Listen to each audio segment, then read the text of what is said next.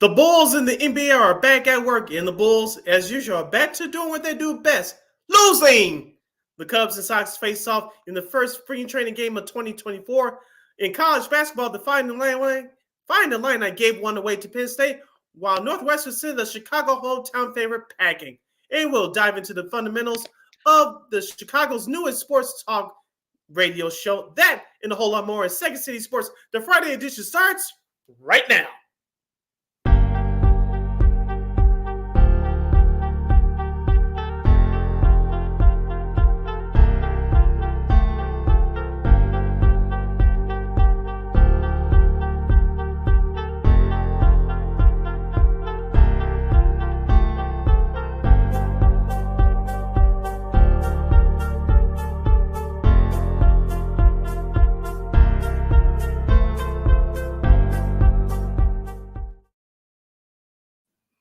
Welcome to the Friday edition of Second City Sports. We're live and in living color right here on Sports Zone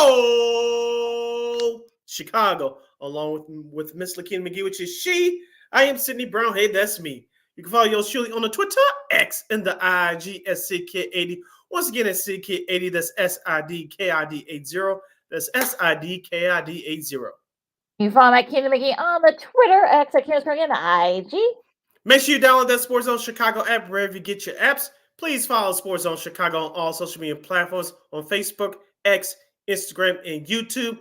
Please subscribe to our podcast. We are at Warp Media Podcast. That's WARR Media, PODCASTS. We are on all podcast platforms, including the iHeartRadio app. And while you're ready, please give Warp Media a follow at WARR Media on all social media platforms on Facebook, X, Instagram, and YouTube. And thank you very much in advance for your support. Like, share, subscribe, and tell your friends. We are unapologetically fun, and we have very definite opinions. If you have any definite opinions from the world, contributing to the world of sports, entertainment, and more, you can always find us at Sports Zone Chicago's Facebook page or at Sports Zone Chicago on YouTube. Type in those questions or comments in the comments section. Lakina will get them up on the screen for you. But if you decide to troll and or do something silly, dumb, or stupid, I've given Lakina full powers to give you fools to Bill and be a boot. Bye-bye. But before we begin, we must remind you can catch Sports Zone Chicago live and in living color on Roku TV. That's right. So celebrate the squad and get with the program. Sports Zone Chicago is now available on Roku TV. If you already have a Roku television, just tap on that sports folder and download that Sports Zone Chicago app. If you don't have a Roku television, but you have some handheld devices laying around, iPhone, iPad, iTouch, your Chromebook, or your PC, just head up to Google Play Store, download that Roku TV app, and access Sports Zone Chicago through that avenue. So no more excuses. Celebrate the squad and get with the program. Sports Zone Chicago is now available on Roku TV. 24 hours a day, 7 days a week, 365 days a year. Live and on demand.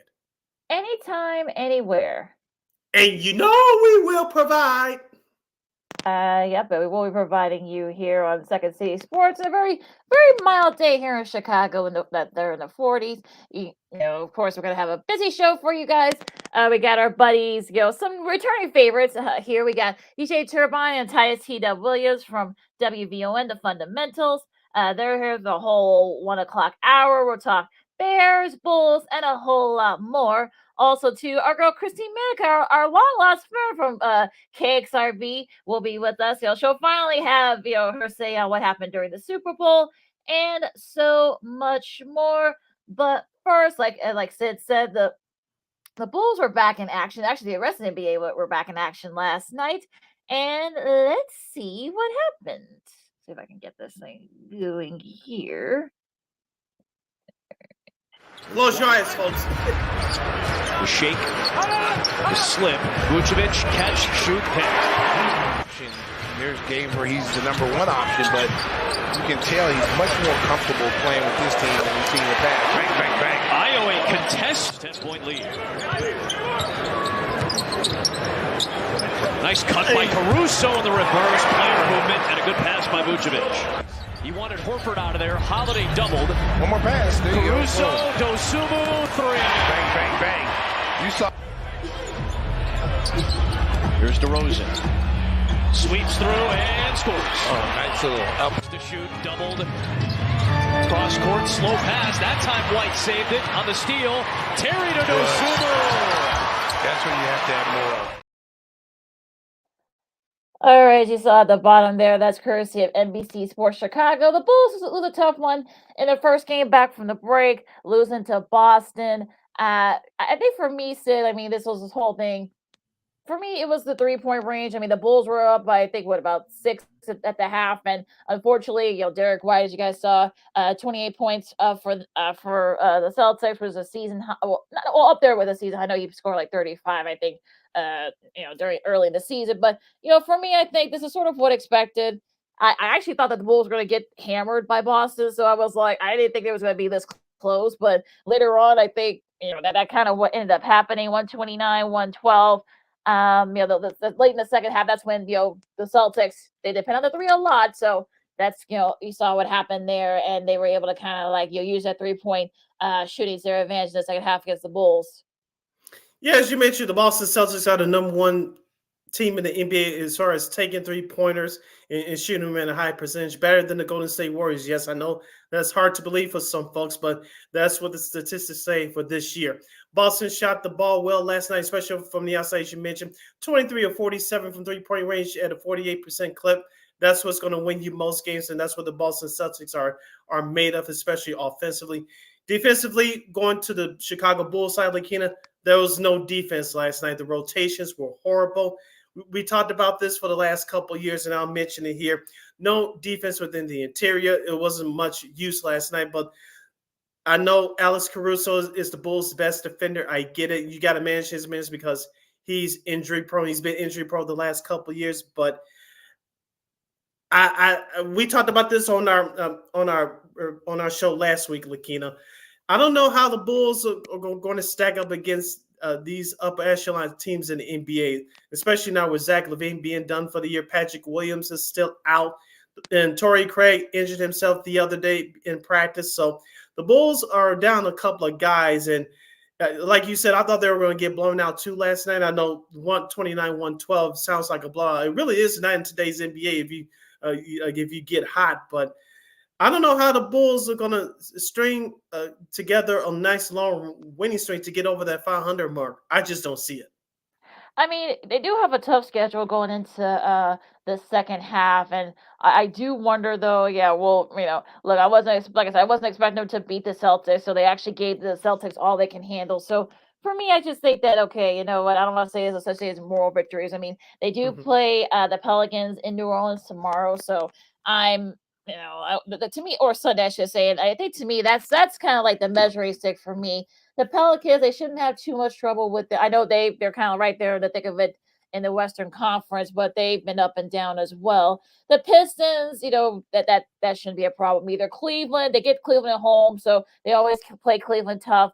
Then they get the Bucks. We'll see where the Bucks are by then. Then they go out west on the road. You got the Kings, the Jazz, and the Warriors, and the Clippers. So they got 4 straight out west against all 4 contending teams. Then they got the Mavs and the Pacers. So yeah, like I said, the second half the second half of the schedule is very tough for the Bulls, especially this early part. So it could get ugly real quick, but at the same time, though, I think they will fight. If you don't see, if they don't, look, if we saw the similar fight that we saw from them last night, and if they could steal a couple of these games, I know it's going to be a tough task, but they could steal a couple that could be accomplished while it's going to the stretch. Yeah, and a couple of players that you should keep your eye on for, and they did their thing last night. It was Nikolai Vucevic. It was nice to see him back in the double-double column with 22 points and 14 rebounds. Ayo Dosunmu, Lakina, as we said throughout this season, perhaps last year too, he struggles to shoot the ball from the outside. Well, he found the stroke a couple of times from three-point range last night. He was 2 of 6 from downtown. He had 14 points, and we talked about on this show all season long that his play has improved from last year to this year. We thought that he improved last year, which he did, but he took another step this year, and he's doing that despite all the injuries that's happening to the guys that play his position in front of him. So he's been taking advantage of that. Like I said, I like what this team has been as far as identity-wise, playing you down to the end. But at some point, you got to get over it and find a way to steal some of these games. Now, Kobe White, I know he didn't have a great game last night. I know he had 20 points, but the ball should be in his hands now, especially with Zach LaVine being out for the year. We all know what DeMar Rosen can do down the stretch, but the ball should be placed in Kobe White's hands and let the rest take care of itself. Andre Drummond always making things interesting. You guys listen, I can see it. Sports on Chicago, like Keena McGee, Sneak around with you. The 26-30 of the Bulls are as we're recording this. And look, I mean, for me, I think, look, if you think you just like stay within that, 2 to 3 under 500, be right there to think of it in the play-in. I know we did our NBA panel last week. I know we all have no chance that the Bulls will get to at least the seventh. But I think for me, look, if they can kind of at least, like I said, steal a couple of these games, maybe get that confidence that they need to kind of like try to stay in the thick of it. DeRozan struggled from the field. He only had 19. So if only he had made a couple more shots, this game would have been even more interesting going into the fourth. But it'll be, but like I said, it'll be interesting to see how the Bulls do in some of these games. If they could just steal a couple of them, maybe they can kind of like try to get it going, as we're going to the stretch run. And that's what this Bulls team is going to have to do, dig in, and they're going to have to give a better effort on defense, especially against better teams, because what we saw last night, is unacceptable.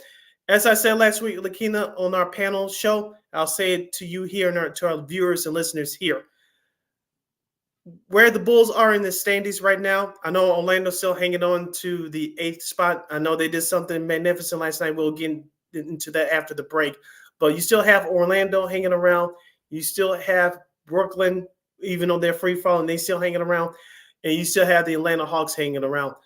2 of those 3 teams I do not trust. And I said it last week, and I'll say it again. If the Bulls do just enough, or do the suggested thing, like you said, steal a couple of these games, trying to get on a nice, decent winning streak, you're right there in the play-in at the end of the year, because they're not going to overtake the Knicks.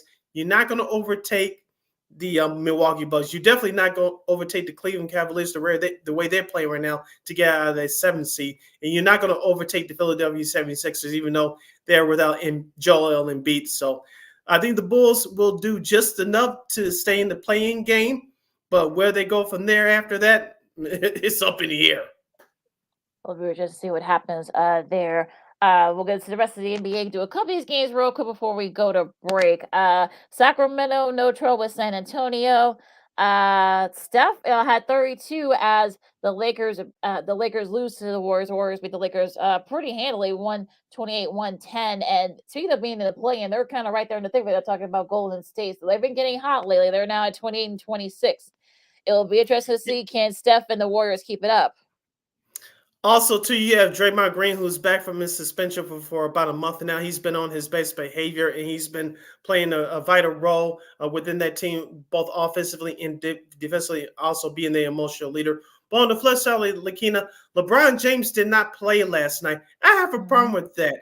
You played in the All-Star game a few days ago, and what it sounds to me, if I'm reading between the lines, that he really scheduled this game to be off, even though it was a national game on TNT. I have a problem with that. If this was a scheduled day off, why did you play in the All-Star game? I'm just asking a question. I think that's a fair question to ask. I mean, I think, look, people also got to remember too, LeBron's like 38 now. I think he can't really be, playing. I know that the All-Star game is very important to him, and he didn't play a lot in the All-Star game. So I'm like, oh, okay. So he decided not to play last night. I think he said his ankle was bothering him. So I'm like, oh, whatever. Like, look, I know that the whole rest period and load management and all that. I mean, like I said, that doesn't really bother me. Look, I'd rather have them ready for the stretch run in April than to risk getting injured. I mean, I don't have a problem with it. That's why I always say you kind of have to put an asterisk on this game, because LeBron did not play yesterday. That's kind of like where I'm at with it. But I will say this: if it comes down to the Lakers and the Warriors for a home court advantage in the play-in game, I know some people can say now, well, it doesn't matter. But if it comes down to 1 or 2 games at the end of the season, this is going to be one of those games just like last night, and you can't get mad then. Let me tell you now. We'll have the rest of the NBA schedule from last night and this weekend's games coming up. Also, to go into college hoops, as we're going to the last few weeks before March Madness officially starts. Illinois lose a tough one at Happy Valley. Also, Boo Buie becomes the all-time leading scorer at Northwestern, and a big upset in the Pac-12.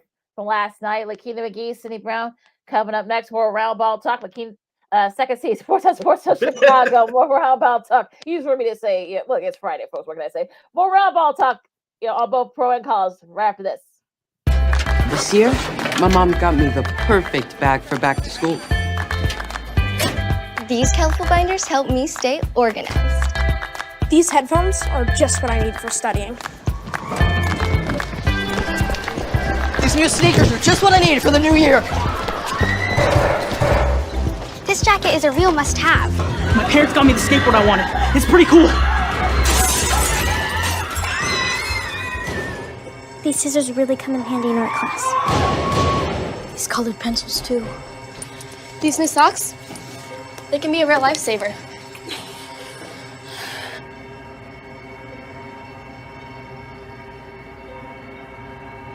I finally got my own phone to stay in touch with my mom.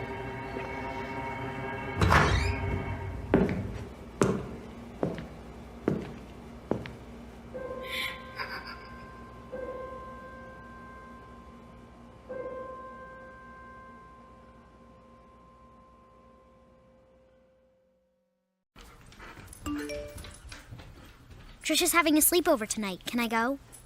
I wonder about Lucy's friends. What should I say? I know you're only 10, but one of these days a friend will offer you a drink. And alcohol at your age can lead to so many things. None of them good. So can I go to the sleepover? Lucy, I want you to promise me I something. finished my homework. Bigger promise. If there's any drinking, I want you to say, "No thanks, not my thing." Mom. I promise you. Your real friends won't care. Deal? Sure. Really? I promise, Mom. They really do hear you. Did you pack your toothbrush? For tips on how to start the talk, visit underagedrinking.samhsa.gov. A public service message from the Substance Abuse and Mental Health Services Administration.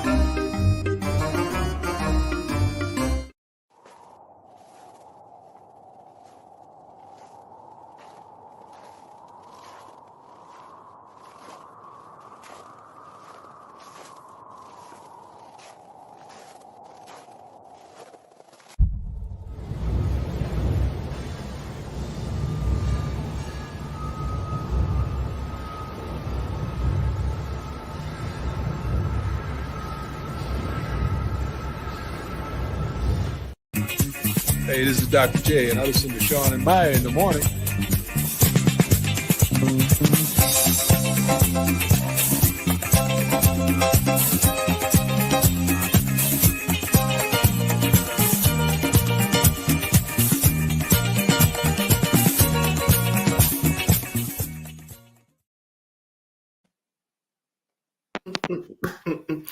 Welcome back to Second City Sports for Friday edition. We're live in the living color right here on Sports Soul Chicago. I'm Sid Deslakina. You can follow yours truly on the Twitter, X, and the IG at SidKid80. Once again, at SidKid80, that's SIDKID80. That's SIDKID80. You can follow my Kingdom McGee on the Twitter, X, and the IG. We have less than 85 minutes left for this extravaganza we call a Sports Talk radio show. If you have any questions or comments for us, you can always find us at Sports Zone Chicago's Facebook page or at Sports Zone Chicago YouTube. Type in those questions or comments in the comments section. Lakina will get them up on the screen for you. All right, so let's go to the rest of the schedule and from last night as NBA makes its return for the stretch run. The Hornets, no trouble with Utah. Denver, no trouble with the Wizards as Michael Porter Jr. led the way with 22. Nice balance scoring there. And the Battle of the West, which, look, I think people will take this game for what it's worth, but OKC did beat the Clippers, but the Clippers, again, they're one of those teams that struggled, that depends on the three-pointer a lot, and unfortunately, the three kind of let them down last night. Yeah, the Thunder got the best of them by 22 points, 129 to 107. Shai Gilgeous-Alexander for OKC scored 31 points, dished out 8 assists, rather. Easy for you to say. And Kawhi Leonard had 20 points on the other side for the Clippers. As we said before about the Clippers, and we had talked about it last week during our NBA panel show, that Paul George and Kawhi Leonard all have to stay healthy. And if they could do that, the Clippers could be a dangerous team come playoff time.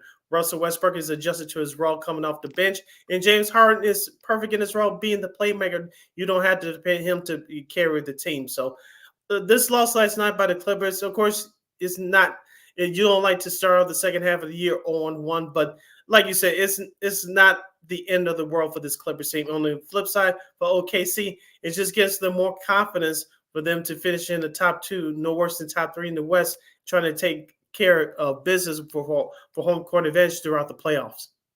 Well, and I know that they brought Gordon Hayward on. He does have playoff experience, but you wonder though, is that going to be an issue? Well, we'll get to that when we talk about when we preview the playoffs in a couple of months. But like I said, unfortunately, Paul George struggled from the 3-point range and from the field. Harden didn't have his best showing from the three. I mean, Terrence Mann, that he was just not very good last night. I know Westbrook had his struggles from the field as well. So, yeah, I think a lot of this is, look, do you want to give the Thunder credit for winning against a good Clippers team, one of your rivals in the West? Great.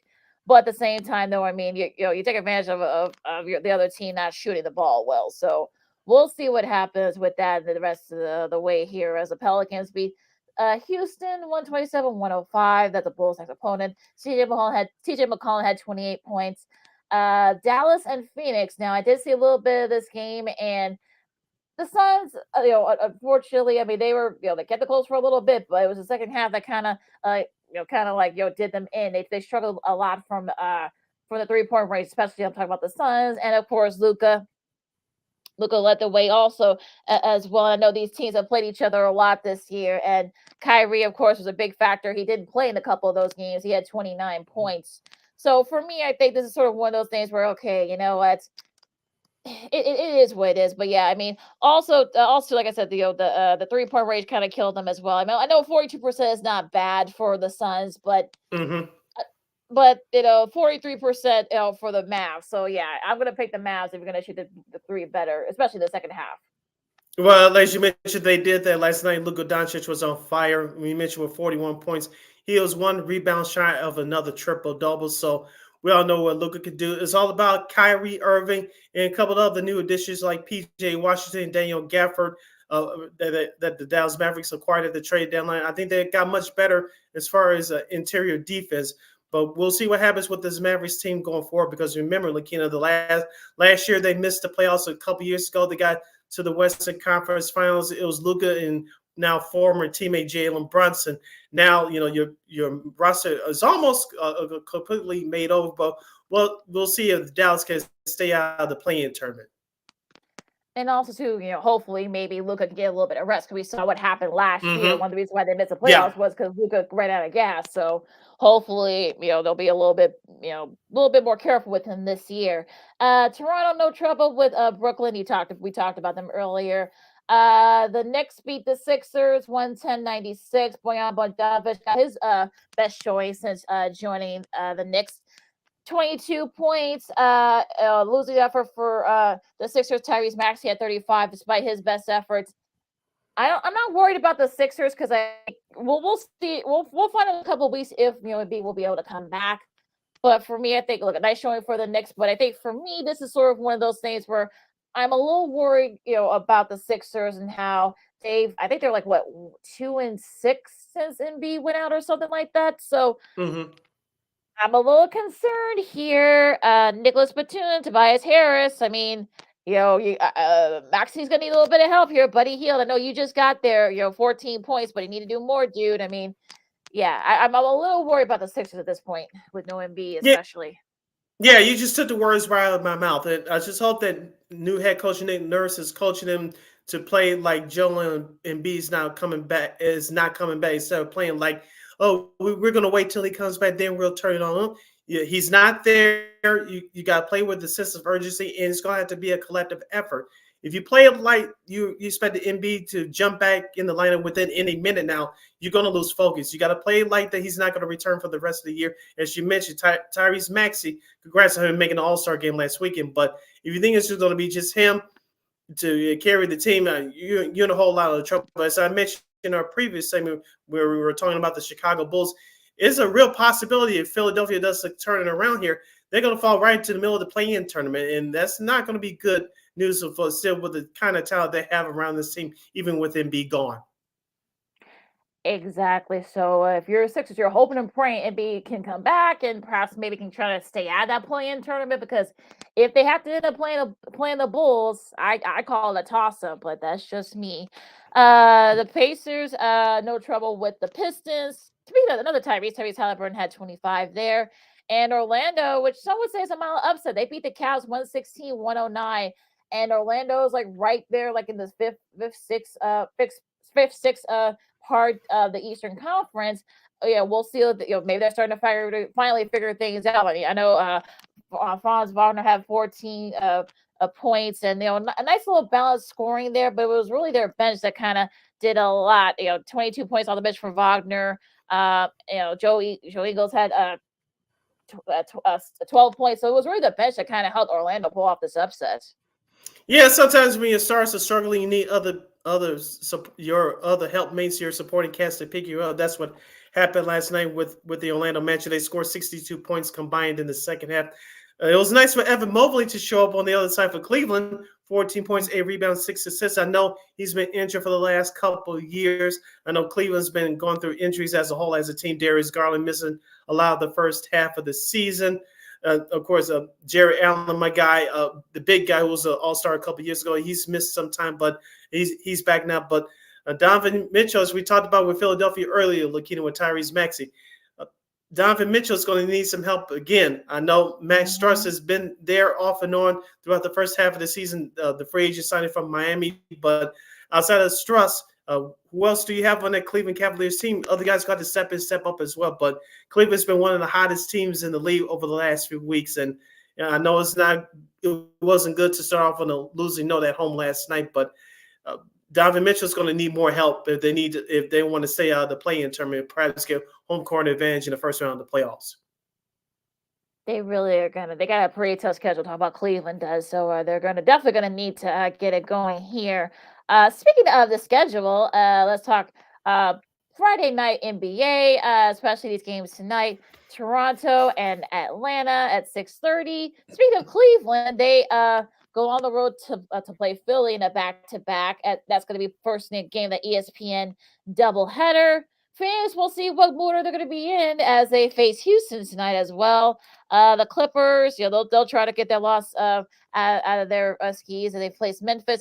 They should be okay there. And Washington faces OKC again. OKC's playing a back-to-back. The rest of the Friday night schedule for tonight looks like this. Miami is at New Orleans at 7 o'clock. That should be a sneaky good game there. Milwaukee will face Minnesota. That's the second half of that ESPN doubleheader that takes place tonight at 9 o'clock Chicago time. Minneapolis hosted a 9 p.m. Central Standard Time game. Makes no sense, but that's what happens with television. They rule everything. Anywho, Charlotte will continue their West Coast road trip. They'll play Golden State Warriors in San Francisco tonight. And we have Denver at Portland. And this Victor Wembanyama's San Antonio Spurs will take on LeBron James, hopefully, when the Spurs will face the Lakers. That's at 9:30 p.m. tonight. Yeah, remember the Spurs beat the Lakers earlier this season almost with LeBron on the floor, so it should be interesting. And I'm sure LeBron will make his return tonight. Convenient. Tomorrow's game, Saturday, you got Orlando and Detroit. The ABC game of the week. I can't sing it from way back in the day in the 70s, but Boston and New York, that should be a good one at 7:30. And Brooklyn and Minnesota at 8 o'clock. Your Sunday schedule looks like this. Of course, Lakina mentioned earlier the Chicago Bulls would take on the New Orleans Pelicans. That's Sunday night at 6 p.m. Your ABC Sunday afternoon doubleheader looks like this. At high noon, the Milwaukee Bucks will travel to Philadelphia to take on the 76ers, followed by the Los Angeles Lakers at Phoenix to take on the Suns. That's at 2:30. The rest of the Sunday schedule looks like this. Dallas will face Indiana. Cleveland will travel to Washington to take on the Wizards. Orlando will visit Atlanta. OKC, Oklahoma City Thunder, will visit Houston.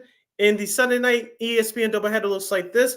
The Nuggets will take on the Warriors at 6 o'clock, followed by the Sacramento Kings and the Los Angeles Clippers. That's at 8:30. The rest of the Sunday night schedule looks like this. Charlotte's at Portland, while the Spurs will take on the Utah Jazz. That Clippers game should be very fun. That could be a pre-playoff preview, so looking forward to that one. And as for your schedule for this weekend in the NBA, as the Second City Sports on Sports on Chicago, like Keenan McGee, Sidney Brown with you. Let's stay in the hoop breaks as we go to the college hardwood. We'll start, of course, locally as we usually do. Kind of a mixed bag for our local teams.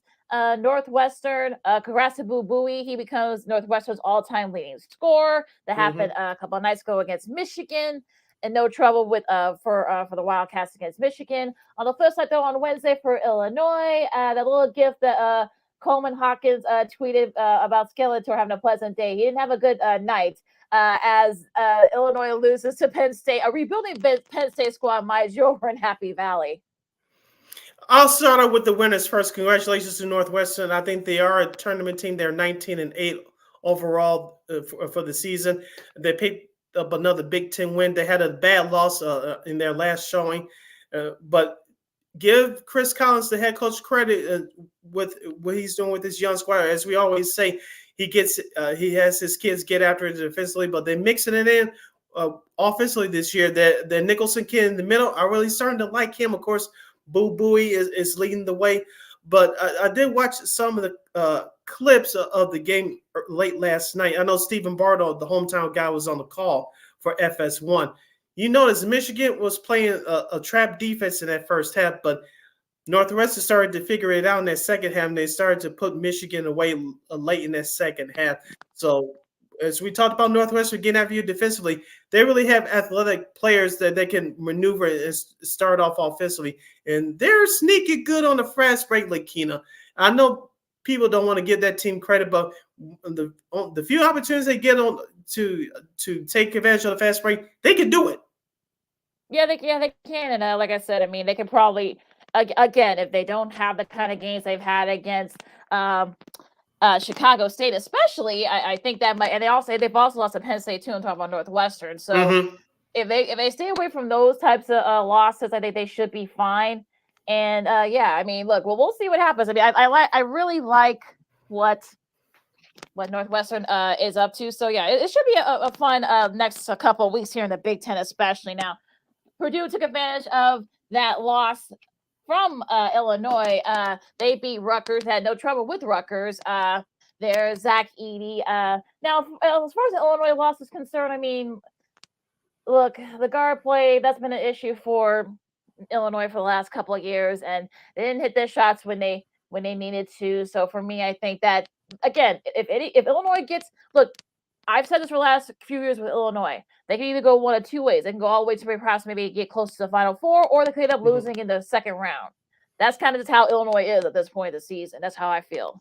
Yeah, and we said this also, too, for the last couple of years, the way that they play, that reminds you of the current Chicago Bulls team. When they're hitting their shots, they're damn near unbeatable, and they're very athletic as well. But when their shots are not falling, they refuse to do other things to get themselves back into the ballgame, i.e. get to the free throw line to create more opportunities for yourselves. They unless they're forced to by the other teams, that depends on who they play, to do those little things, they don't do it. But Wednesday night's loss at Penn State was unforgivable, Lakina.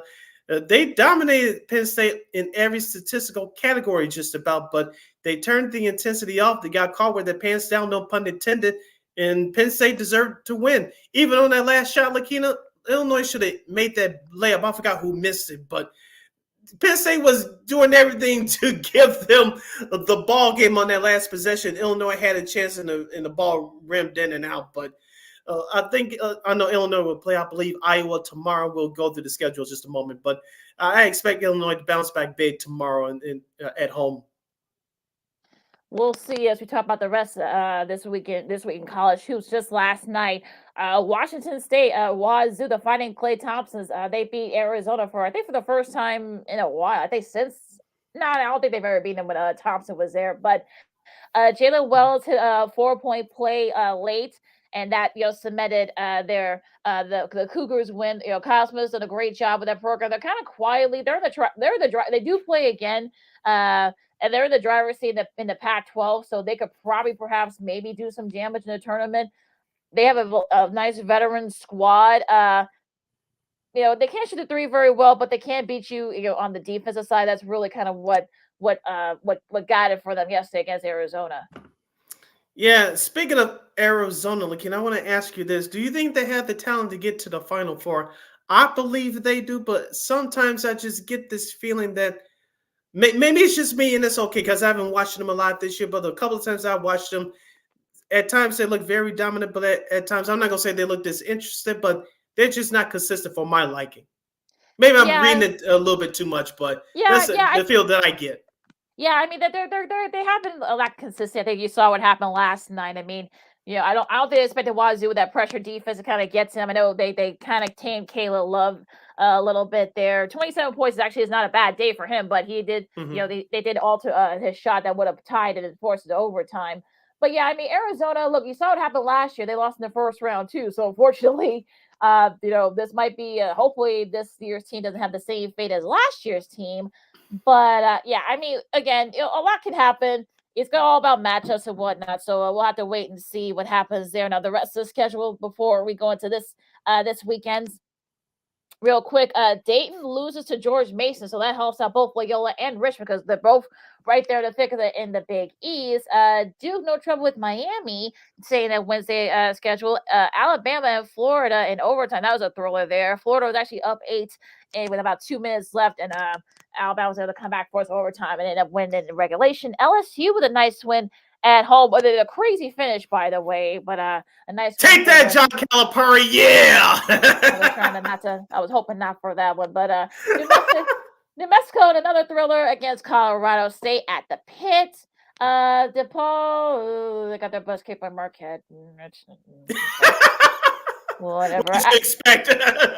Well, I think DePaul fans just want the season to be over with by now, and I think the sooner the better. Tennessee pulled away from Mizzou. BYU with a nice win against Baylor.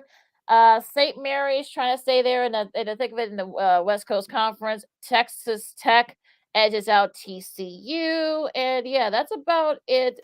With that, just a couple more shout outs, Lakita, from Wednesday's action. My Memphis Tigers, Penny Hardaway crew, they got a big 76-62 win over the University of Charlotte, the 49ers. No, not the football team, but Penny Hardaway's crew gets back on track. And shout out to our other two teams in the state of Illinois. Hopefully one of them can get into the tournament this year. Southern Illinois beats Murray State 72-68. And Bradley blows out Missouri State 88-62. Yeah, that should be those two teams are right there in the thick of it in the Missouri Valley. So let's talk about this weekend's games because there are a couple of big games in the Missouri Valley that could be of interest to those of you. That tournament starts in a couple weeks. Yeah, so definitely batten down the hatches here. Houston and Baylor, that's 11 a.m. on CBS. That's tomorrow. I think our buddy Spiro Dees is down there with the call. I'm not sure, but I'm sure we'll double check that. Florida, after that loss against Alabama, will host Vanderbilt on SC Network. That could be just what they did it there. Arkansas, they host Missouri at 11:30 on ESPN2. Arizona hoping to bounce back from that tough loss to Wazoo. They host Washington. That's the middle game of that triple header on CBS. West Virginia, they go to Ames to meet Iowa State on ESPN2 at the same time. Duke and Wake Forest at 1 on ESPN. BYU and K-State on the Big 12 ESPN Plus streaming network. Don't ask me how that works. Could be, like I said, could be for the Big 12 there. Some of the afternoon games. TCU, they host Cincy. That's also the Big 12 ESPN Plus game. South Carolina and Ole Miss at 2:30 on the SEC network. Yeah, at 1:15 tomorrow, Saturday, as I mentioned earlier, Iowa will travel to Champaign to take on the number 12 ranked team, Illinois. That's at 1:15 p.m. Central Standard Time on the Big Ten Network. Big game for both teams, but then, as I said before, Illinois to get the bad taste out of their mouth from Wednesday. I expect them to dominate Iowa, even though it's a bigger game for Iowa. On CBS at 3 o'clock tomorrow, we'll have Alabama and Kentucky. Alabama number 13. Kentucky number 12. We'll see what happens in that classic XCC matchup. At the same time on ESPN, we'll have number 10 North Carolina visit Virginia to take on Tony Bennett's crew. That should be a fun one. Always fun when those two teams play each other in the last, especially since Virginia's been kind of taking it to another level. On the Big 12 ESPN Plus, there we got Texas Tech and UCF. Miami, they host Georgia Tech on the AC Network at 3 o'clock, I should say. New Mexico on the CBS Sports Network. They're right there. They're kind of right there in the thick of it in the Mountain West. They host Air Force. They shouldn't have no trouble there at the pits. Let's see. Loyola and George Mason. That's going to be on the USA Network. So check if you have the USA. Well, I think most people have the USA Network. Yeah, that's at 3:30 p.m. Chicago time. I'll be watching that one. Yeah, this could definitely, they can get the lead in the A10 with Dayton losing earlier this week. I'm talking about George Mason. 5 o'clock, you got Kansas meeting Texas. That should be a fun one in Lawrence at Fog Allen on ESPN at 5. Auburn and Georgia on the SEC Network. DePaul and Georgetown on CBS Sports Network. Okay, whatever. Real quick, Lakina. On the CW network tomorrow, which is WGN here in Chicago, as far as the sports coverage is concerned, 4:30 p.m. Central Standard Time, the Saturday doubleheader for CW Sports. We'll have Virginia Tech at Pittsburgh, followed by Florida State at Clemson. Florida State is definitely beginning to free fall after that loss to Duke. So, UConn hoping to bounce back from the loss at Creighton. They host Villanova at 7 on the Fox Network. Texas A&M and Tennessee. I'm sure Tennessee's going to want their revenge because they did lose to Texas A&M a couple weeks ago. That should be a fun one. Wazoo hoping to avoid the letdown as they face Bobby Hurley's guys at Arizona State on ESPN2 at 7. Colorado State and UNLV, that's on CBS Sports Network. UIC and Indiana State, that's going to be on ESPN Plus. Illinois State also at the same time. They face Bradley on ESPN Plus. Some big games in the Missouri Valley Conference as they're getting wrapping up their regular season in a couple of weeks. Mississippi State and LSU at 7:30. Utah and Colorado. This could be an elimination game for that side of the bubble. San Diego State and Fresno State. That's because CBS Sports Network at 9. USC and UCLA. Always fun when those two teams play each other. Records aside at 9 o'clock on ESPN. Let's see here. A couple of games. Yeah, a couple of games, key games quickly for Sunday. Number 15, Creighton and St. John's on CBS. That's at 11 o'clock. Followed by number 3, Purdue and Michigan. That's also on CBS at 1 o'clock on ESPN. FAU versus Memphis, a rematch of last year's tournament game, which Memphis lost in overtime. At the same time on ESPN Plus, Southern Illinois will take on Evansville. And at 3 p.m. on CBS, if I can find it, it'll be Ohio State. It will be Ohio State, visiting East Lansing to take on Tom Izzo's crew, the Michigan State Spartans. Michigan State had a tough loss, so they really need this game. They want to be right there in the on the bubble, I should say. Xavier and Marquette, SLFS1 at 4. And the Friday Fred Hoibergs, Nebraska, they host Minnesota on the Big Ten Network at 5. Yeah, as we talked about all year long. Yeah, as we talked about all year long, Fred Hoiberg's crew with the Cornhuskers, they can win their games at home, but as far as the road is concerned, especially in the Big Ten, not good. But they're at home, so they're expected to win. Yeah, they shouldn't have no trouble with Minnesota, so they should be okay. UConn, tough one against Creighton, but like I said, I think UConn's fine. I'm not like freaking out like, oh my God, they're frauds. Like, yeah, stop. And the crazy thing is that there's a stat out there that they hadn't won a road game against a ranked team in like 11 years almost. So, and they've won 2 national championships since then. So I think they're okay. I'm just saying. Yeah. Stay tuned for more sports and more fun as Second City Sports the Friday edition continues, where DJ Turbine and Titus Williams and Miss Christine the Queen Manika You're listening to Sports Zone Chicago. No, I don't know though. I'm scared. I mean, you're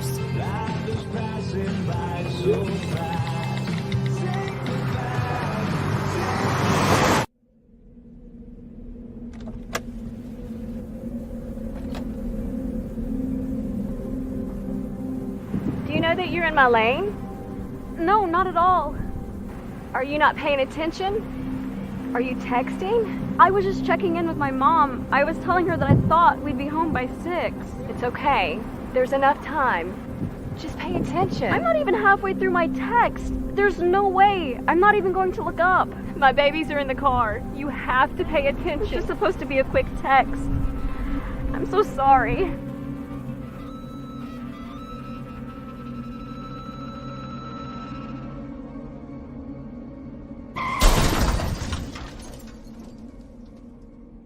Hi, I'm Tom Brady, the director of DODEA. September is National Suicide Prevention and Awareness Month.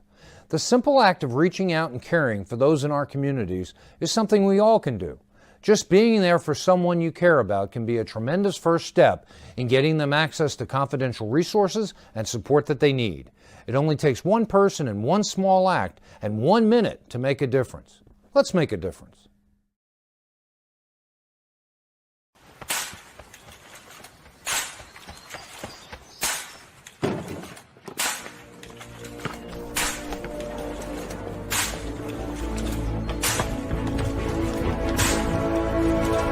Move it! Yes, sir!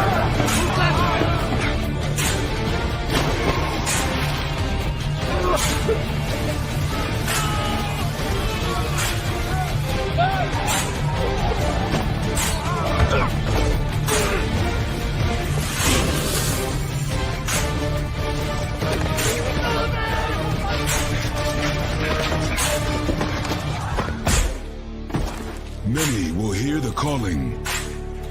Few will earn the title. United States Marine. The few, the proud, the Marines.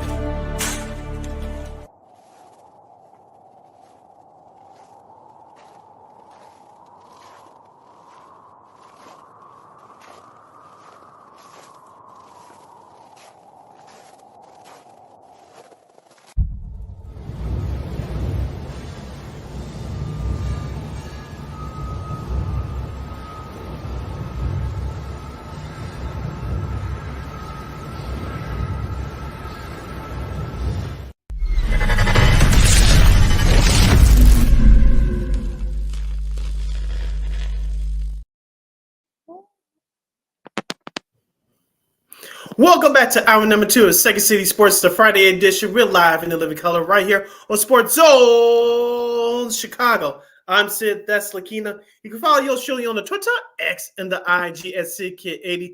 Once again, it's SidKid80. That's SIDKID80. That's SIDKID80. You can follow my Keena McGee on the Twitter, X, like it's going in the IG. We have less than an hour left of this extravaganza we call a sports talk radio show. If you have any questions or comments for us, especially for our next guest, Ryan with us for the rest of the show, you can always go to Sports Zone Chicago's Facebook page or Sports Zone Chicago on YouTube. Type in those questions or comments in the comments section. Lakina will get them up on the screen for you. And just a daily reminder, you can get Sports Zone Chicago live in the living color right now on Roku TV. Okay, so he's one third, 1/4. I think because the team's grown so much in the last couple years since we first had him on the fundamentals from WVON Chicago. I also work with him over at IMS Chicago as well. Hopefully, his partner in crime will be joining us in a little bit. But even still, we'll start off with our buddy, Mr. Titus T-Dub Williams. Hey, Titus. Hey, how you doing, guys? Thank you. Turbine will be logging on in a second, but thank you so much for having me. I greatly appreciate it. Absolutely. So let's get right to it because we got a lot to talk about with you guys. Well, let me see how you want to maneuver this. Okay, I guess one of the big news that, this week, here in Chicago especially, is Sox and Bulls owner Jerry Reinsdorf has commissioned state lawmakers here in Springfield, downstate in Springfield, that he wants $1 billion for a potential new stadium in the Loop. All right. I'm going to keep my opinions to myself for a second. I'll let you have the floor, Mr. T-Dub. So tell us, what do you think? Well, actually, believe it or not, this has been a topic of conversation on our show on the fundamentals, and I'm all for the move. I think that it'll be great for the Chicago fan base in order to bring more people to the White Sox games right now, especially with the team not being as good as we thought they would be going into this season. But just that area in Bridgeport is a nice area, don't get me wrong, but I think that some of the residents kind of took the stadium being there a little for granted.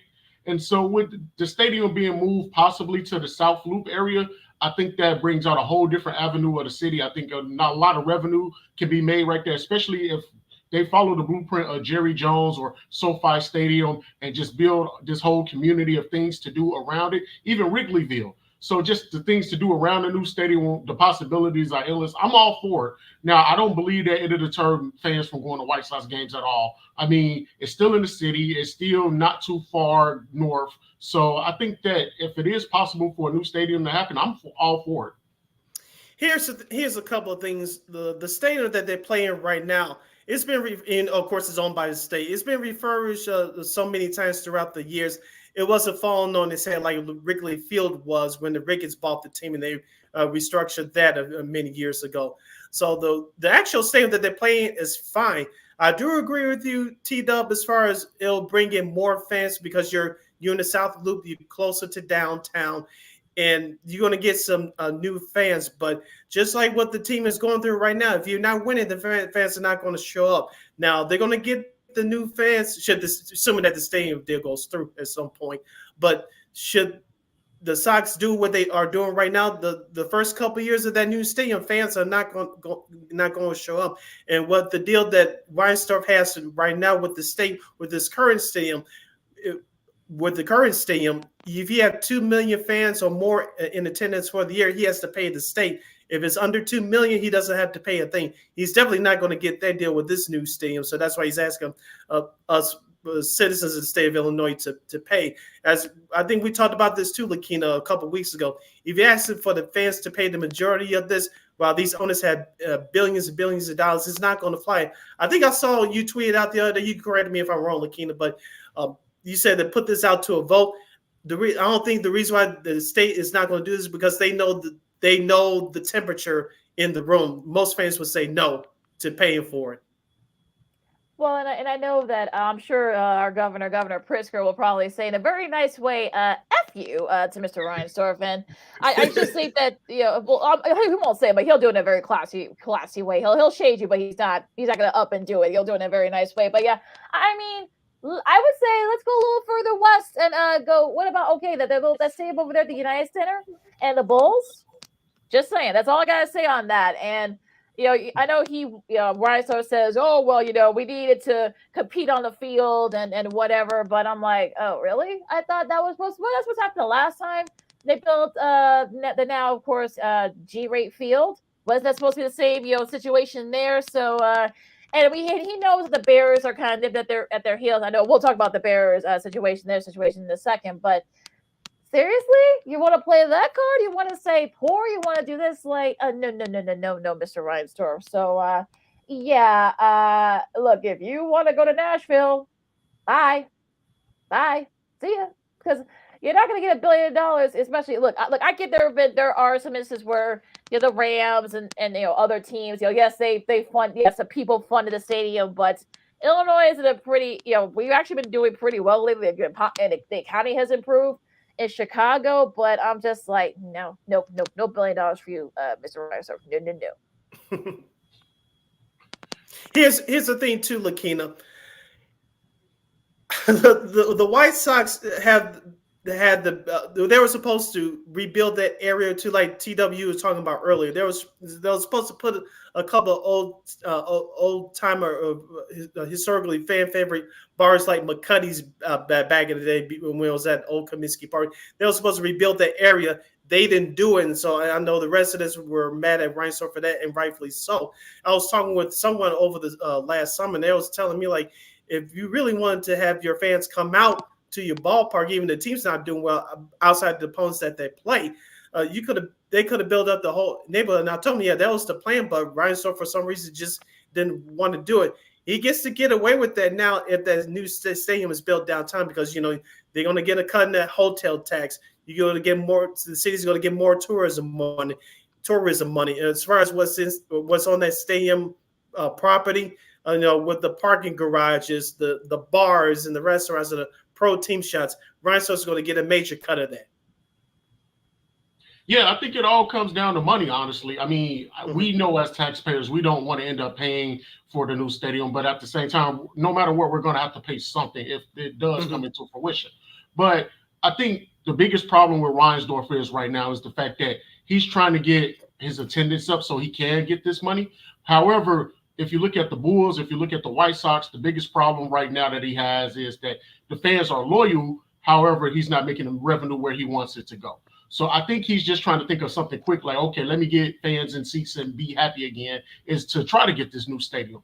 Granted, the White Sox been needing a new stadium. I know Guaranteed Rate is a great stadium. Don't get me wrong. It's right off the expressway. We can all access it by just getting off the Dan Ryan and going right to the stadium. But I think just, again, the neighborhood was spoiled with it and nothing came to fruition. So I think that it'll be a bigger plus if they're somewhat closer to downtown, because just like you said, Sid, the revenue possibilities are endless. And I think that will ultimately end up putting bodies in seats. All right, we got your partner in crime with us. So another one of our favorites here, also from WVON, also from the Fundamentals. Here is DJ Turbine, Arturo. Let me see if I can get him up. Okay, there we go. Arturo, Turbine. What's going on, y'all? All right, we're in the middle of this great conversation about Reinsdorf wanting $1 billion for the new Sox park in downtown. So what's your opinion on this? It was new. It caught me off guard. But I think personally, I don't want it because I work in the area, and the last thing I need is more traffic. But other than that, I think they should worry right now more on the product on the field, opposed to trying to look towards your customers and try to act like everything's okay. I don't like it when they do these kind of things. It feels like there's a bigger problem with the product itself. Why are we trying to focus on relocation?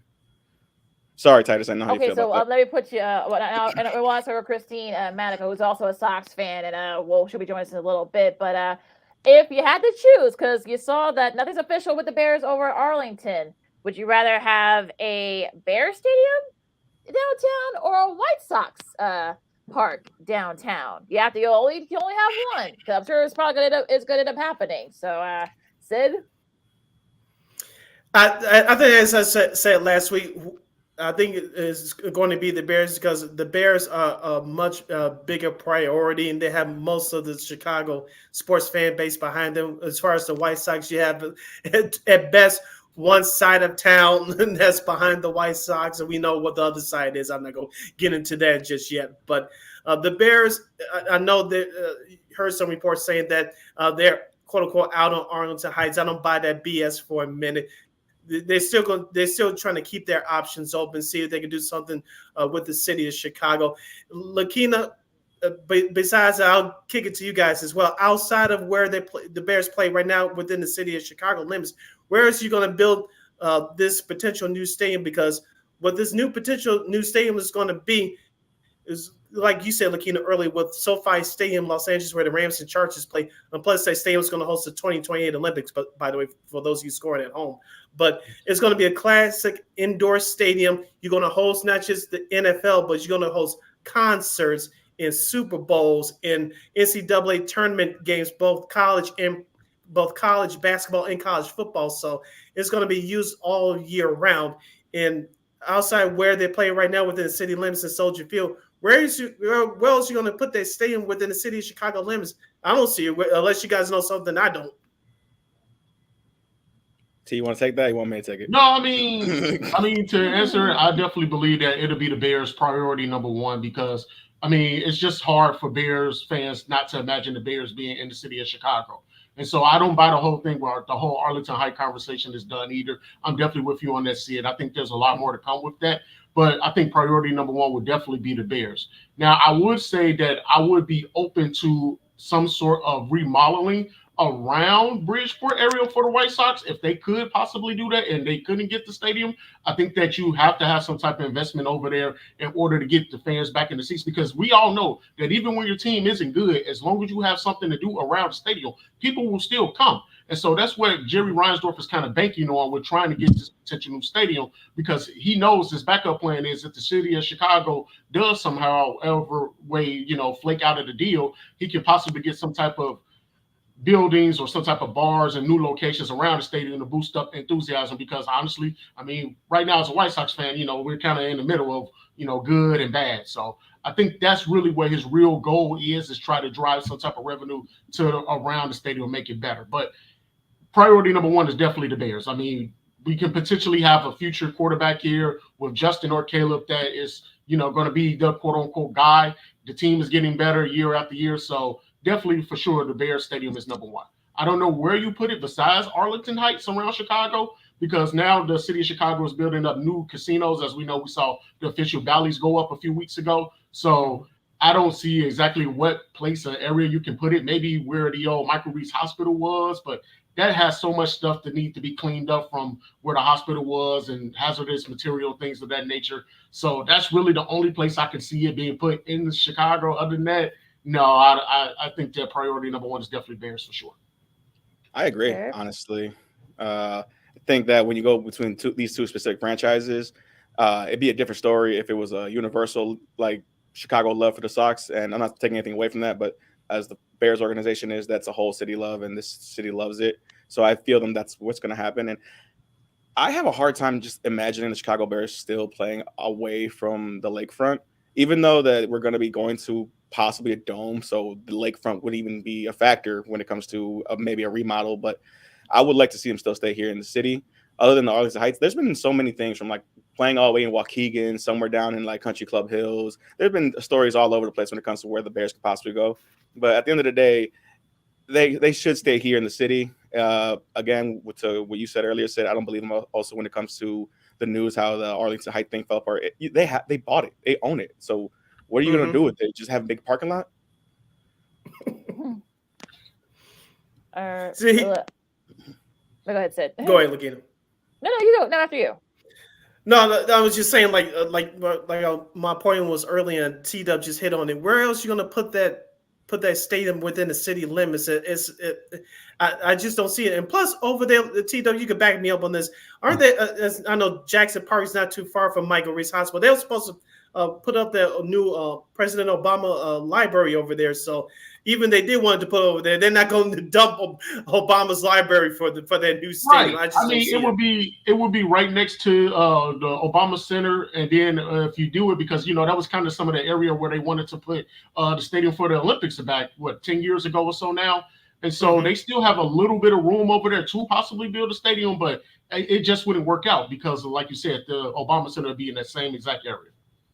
And I think there's an old McCormick place there, like one part of McCormick place, that big old area there downtown. I think that's probably like the one other place I think I could probably put it at. I know Kevin Warren's been very adamant that he wants to stay in the city, because look at Minnesota's where the Vikings play. That's like right in the city limits. So, and I think that's going to be his priority. Now, I don't think the Arlington thing is said either, but I feel like at the same time, though, I think his priority, I'm talking about Warren's priority right now, is to keep it in the city. All right, you're listening to Second City Sports on Sports Zone Chicago, the Friday Fun Edition, right here with Titus T-Dub Williams and DJ Turbine. I'm Sid the Kid, along with my co-host, Miss Lakina McGee. All right, guys, let's turn to our attention to the Chicago Bears on the field, of course. We didn't address it on our show. We'll leave it up to you guys right now. Justin Fields was on the podcast earlier this week. He explained himself why he unfollowed the Bears in the NFL on his IG account, his Instagram account. DJ Turbine, I'll go with you first. What do you make about this, sir? Is it something that we need to talk about, or is it just a big hole to do about nothing? It has something to do with it. I like to read the writing on the wall. The last time I seen a Chicago Bear unfollow the Chicago Bears while he was part of the roster was Allen Robinson, and he the next year was not here. So I understand Justin did what he had to do on the St. Brown podcast. He had to try and, put the flames down. But what's that old adage go? Where there's smoke, there's fire. That's smoke. There's fire. He's literally unfollowing the Bears. He also did say in the podcast that he also did unfollow the NFL to try and, save a little face here. But his reasonings were just because he just wants to take his mind off of it right now. And I can understand that, but we all know what it means. He must be told something, and he's just being a professional as much as he can at this point. But I do believe there is validity here, and we might have seen the premature stages of this breakup. T-Dub? Yeah, Turbine, I definitely agree with you on that one. I think that the writing is on the wall. I think this is just a stepping stone on to moving on from Justin Fields. I mean, Eddie Jackson also did this a couple weeks ago. He unfollowed the team, and then next you know, him and Cody Whitehair were both waived from the team. So I think that this is definitely something. I don't think that, you know, we can just brush this off just yet. I understand the professionalism of Justin Fields trying to save face with unblocking the NFL. But just like you said, Turbine, I did watch the St. Brown podcast. And, yeah, I think that there's something to it. Yeah. I mean, the fact that this is getting so much attention is sort of like it annoyed the hell out of me this week. I'm saying I did see a little bit of this with Justin, with the Amara St. Brown, of course. Ahmad plays here, and Aquarius, of course, is a big time wide receiver in Detroit. And I'm just like, okay, if something happens, great. If it doesn't, it doesn't. I mean, I know he's sick of it. I'm getting sick of it, and I'm just like, okay. Again, it's gonna be a long next couple of months, guys. It's gonna be a long next couple of months, but right. Yeah, we've seen all the crazy rumors and stuff like that. So I'm hoping something. We thought we were gonna get an answer yesterday from the pressers from Shane Waldron. He didn't really say anything. You know, it was kind of boring as you know what. But okay, whatever. Let me know when something happens. For sure. Speaking of something happened, I want to ask you guys what they would do if they were sending GM Brian Poles' chair. T-Dub, I'll start with you. Of course, at least with the first round picks, the Bears have the number 1 and the number 9 pick. Of course, there are going to be calls, as Brian Poles is, I'm sure, is fielded right now from the teams behind him, like New England, Washington, Pittsburgh, maybe Atlanta. What do you think the Bears would do between now and April 24th for the first round of the NFL draft? Do you think they'll take Caleb Williams with their first pick, or trade that number 9 pick to get multiple picks? I think all options at this point are on the table. What would you do? I will start with you, Tito, if you were sending Ryan Poles' chair. Yeah, if I was Ryan Poles, I would definitely, like you said, just, weigh all of my options to see exactly what's going on. I mean, we saw Justin Fields grow last year. We saw the development improve. But there's also a lot of things from Justin Fields that we don't like with his decision-making, with his holding on to the ball. He can run out and scramble, but his decision-making on interceptions is pretty costly. And then in clutch game situations, when the team is down 7 or less, that he has a bad win-loss ratio there. I mean, right now he's 11-4 in that type of situation. So I think that there's a lot that you have to go into the consideration of going into Justin Fields, not only about his play as well, but also we need to talk about his contract situation as well. We know that they do have the fifth-year option to re-sign him instead of actually paying him out this year. But I don't think if you do keep Justin Fields, you don't pay him. It makes no sense. So I think that you need to weigh that option too as well with the decision of drafting, quote unquote, maybe Caleb Williams or Drake May. I'm not really sure who you want to target just yet, but those options are definitely open. Now, I've seen some mock trades now for the number 1 overall pick where you can get a nice investment on your return for 1 or 2 or even 3 first-round picks. So it's a lot riding on this. I think that you have to get it right because without no question or doubt about it, if you don't get it right this time, you're out. And so we saw what happened with the whole thing with Mitch Trubisky a couple years ago with being the number 2 pick and then going to draft Justin Fields. I mean, it's kind of hard for a new regime to come in to keep the same guy that's not their guy. And so I think that they're taking in that factor as well that, hey, maybe Caleb Williams or Drake May is our guy. Maybe we do move on from Justin and say that, hey, you know what, we tried. So I think a lot of questions need to be answered before April. But at the same time, if I'm Kevin Warren, I think my decision would be honestly to draft Caleb Williams. Turb? Oh my God, this is a hard question. I've been asking myself so many times, and I can go down each path and make a case for each scenario. But the most logical one that comes down to me at this point, as much as it pains me, and it kind of does piggyback off what Titus said, it is to go draft Caleb with the number 1 pick. Only because simply this year, no matter what, because you want to look at the reasonings for one saying, hey, he's been here, but that argument goes out the window because we got Steve Waldron in here. So the whole offense is going to be starting on ground zero. It doesn't matter who's going to be the quarterback. It just matters you have a good quarterback back there. So that already negates the argument of, well, Justin, chemistry with the team. Yeah, sure. But then at the end of the day, you get a new kid in here with everybody on the ground zero. We'll see what happens. It also helps the fact that taking a quarterback, taking Caleb. I'm not going to put that out there. I don't want Mitch 2.0. I'm done with North Carolina products. Sorry, Drake, but that's just me. But when it comes there, it's Caleb Williams or Justin Fields to me. And at this time, I think it's going to be Caleb. I think because they want to reset the contract with the rookie scale, and that's usually how most NFL franchises now have found success. At least getting a rookie scale quarterback and building around that, and then paying down the line. At this point, you're closer to the end with Justin. You have 1 year left. You can use the 5th-year option. You can tag him. So I'm hypothetically talking about 3 more years with Justin, but you're still going to figure that out. With those 3 years that I just mentioned on Caleb, it's just building and trying to put something there that might work.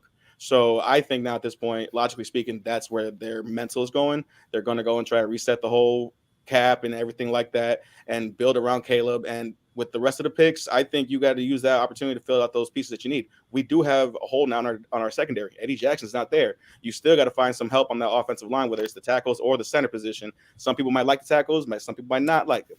And defensively, this team needs to keep on building. So the way I see it is you're going to get a new quarterback. And if you're going to trade, the trade's going to be for Justin, and you're going to get what you can from his haul. Because you're going to get something from Justin. You're not just going to get a couple third-round picks here. No, you're going to get some kind of recoup back here. It just depends who wants to play ball with us. It's going to be interesting to see what I'm talking about Ryan Poles does, because I've heard Seattle, I've heard Atlanta, Pittsburgh. That's been like one of the top, like the hot teams that are kind of like right there. And yeah, I mean, they're not just going to give them, their number, whatever their placing is, or they just want Justin Fields. I mean, they're going to want that 9 pick. They're going to want one of those other picks, and the Bears have a big gap between the second rounder, so they probably are going to have to get a little bit of a haul. So it's going to be interesting to see what Poles does, because the ball's in his court or in his field in this case, and he needs to do the right decision, because if not, it's going to be it's going to get ugly pretty here. It's going to get pretty much ugly here in Chicago. Oh yeah, it can be really ugly here. And just wait for the draft combine. That's when everything's going to really start picking up. Yeah, it's next week and down in Indy. So it's really going to be loud and everything else. So should be interesting.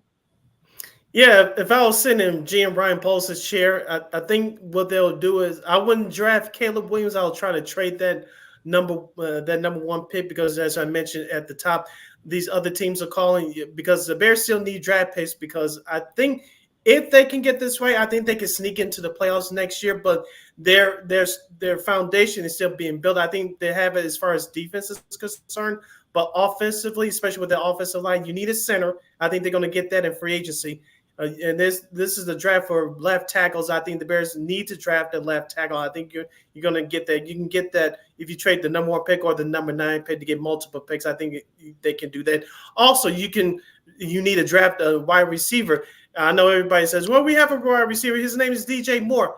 Folks, the teams that have won the Super Bowl, they had one more than number 1 wide receivers, folks. You need 2 or 3, especially in today's NFL. So just having DJ Moore and everybody else is just not going to cut it. Mm-hmm. Agreed. And you need another pass rusher too. I've been saying that for the longest. And I know. I'll get our girl Christine out here in a second, but the NBA, the NFL salary cap is now going to be up another $55 million. I know some Bears fans are already like, oh, look, it's like, okay, I don't think, it'll help some teams that are in the hole, like the Chargers, of course, with new coach Jim Harbaugh and such, and also Baltimore, they're going to need a little bit more help in the O-line, especially San Francisco, get a little bit of relief from them. So that $55 million is going to be a big plus for a lot of these teams. It doesn't mean the Bears are going to use it, so we'll see. But before you guys chime in on that, I want to bring in our girl. It's been a few weeks since we've had her on, so she's from KXRB. She's from here in Chicago, but she's also at KXRB over in Sioux Falls. She is the one, the only Miss Christine, the Queen Manika. What's up, Christine? Yay. Hi.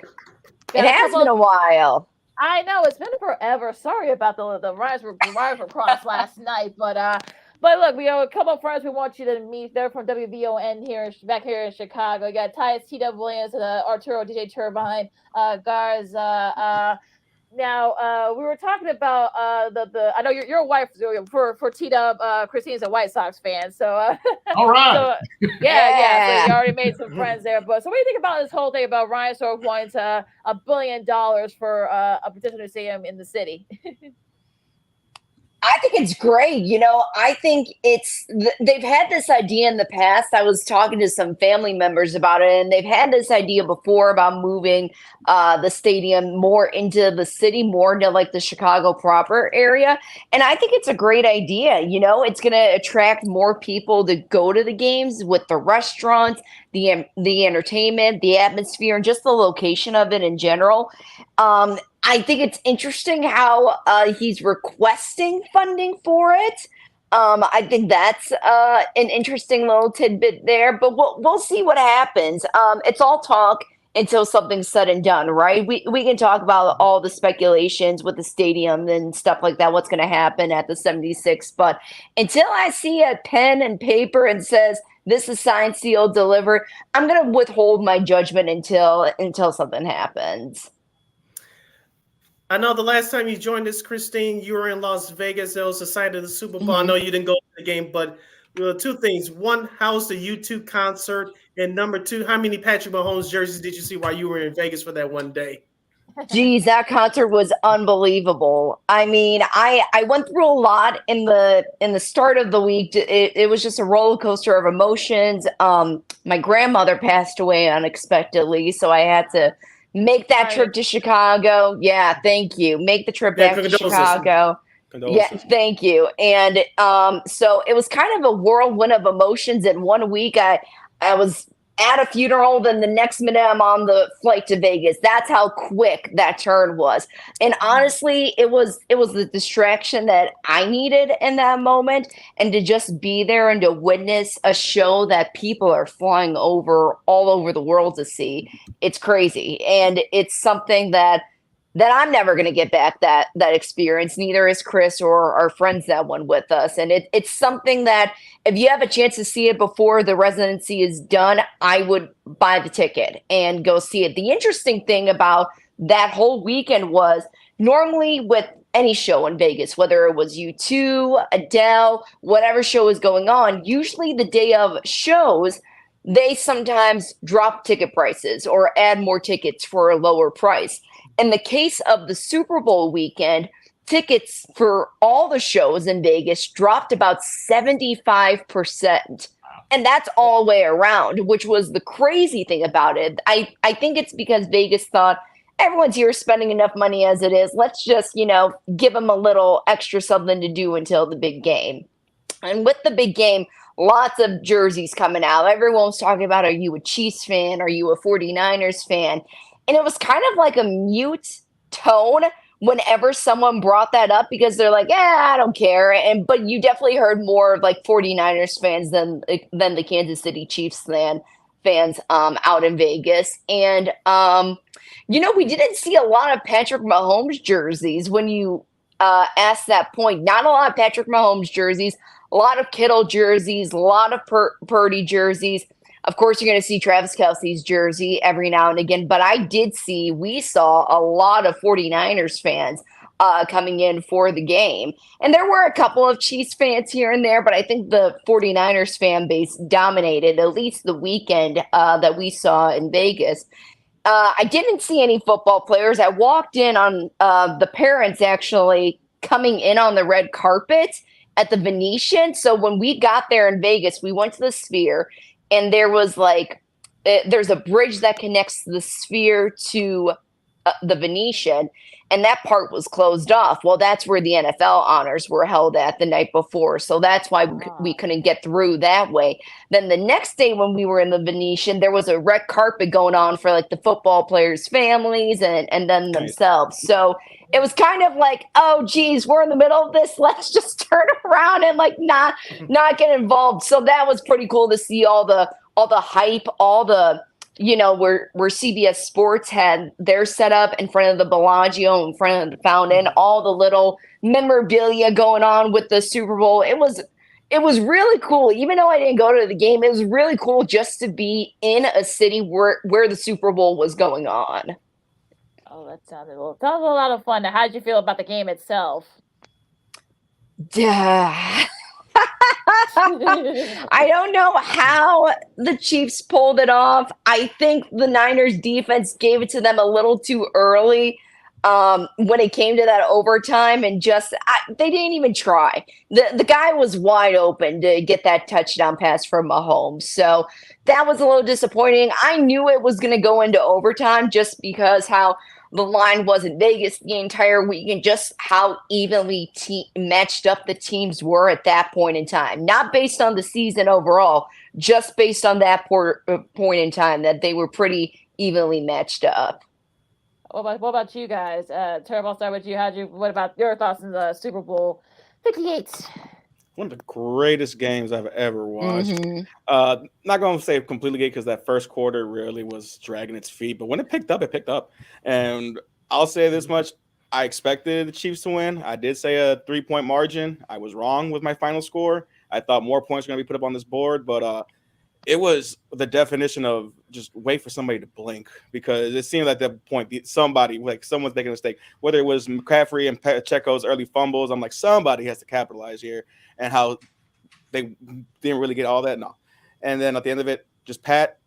I know it was a long game, but I just knew it. I felt to myself, I was like, just wait. And even how overtime happened, and they said, me and Ty watched back the mic'd up, the way he commanded the huddle, he literally. It shows you how he earning that $500 million contract. He literally has the respect and the command of that huddle to a point where everyone around him was believing. And I think it was one of his better games. San Francisco on the other side. Sorry. No, go ahead. Let me finish up too. Okay, T, go ahead. No, I agree with you, Turbine. I think that this is by far one of the best Super Bowls I've ever seen.